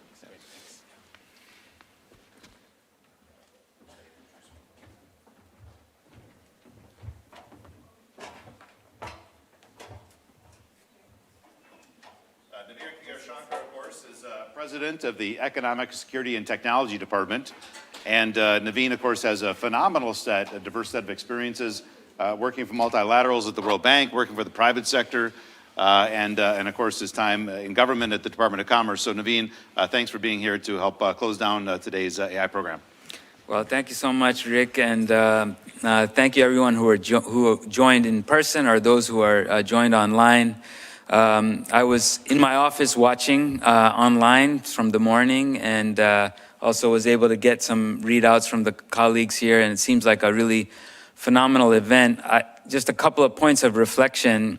First, I should just really thank Ramesh Wadhwani for his comments and his ongoing support, not only globally, but importantly at home here at CSIS, motivating our thinking, obviously supporting our program with the Wadhwani Center. Two ambassadors from India and France, really like bookending the Paris Action Summit and what's coming in India, and just see the evolution of the global AI agenda, moving more and more towards development applications, towards the biggest problems that people around the world are facing. Really excited about what India will be showcasing. I think, I don't know if this is the right way to describe it, but in some ways, Greg was sharing with me, India is kind of in the catbird seat because it's got the right combination of success factors on the ground, the leadership, the vision, the ability both with its emerging trade agenda as well as its venture capital environment to really make a show of this, and not only the summit, but actually the results that we'll see in the years ahead. And it will be a powerful example, I think, probably for many countries in the global south, and for the relationship between developed and developing countries. The industry panel today was really quite interesting. We've been talking more and more about what's the US tech offer to the global south, and I think that the description of what's happening around AI really underscores what that potential could be in the US-India context. And I know Rick and his team have been shining a light on this for quite some time. I would just say this, I've seen, and bringing this to home, our Economic Security and Technology Department, we've seen the evolution of the AI agenda, and we are running very fast to try and keep pace with how the agenda is evolving and what that means for our research agenda, our engagements with the private sector, with countries and governments around the world.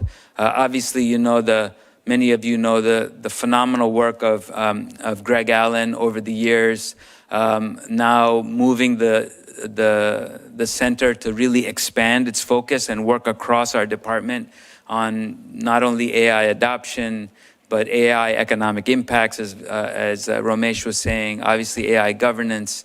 We're really excited about what's coming. And part of the beauty of this, I should say, is our ability to connect the dots across things like energy and AI and workforce and tariffs and data centers and all these different dimensions that we really need to wrap our heads around. We're going to try and do our best, but I hope that you've seen that what the team has been able to do here is what we're trying to aspire to do more and more.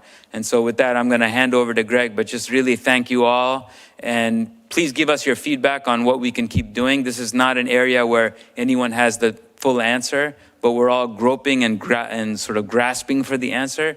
And that's the challenge and both the beauty of it. So thank you so much. And I'm going to hand it over to my colleague, Greg. Thank you.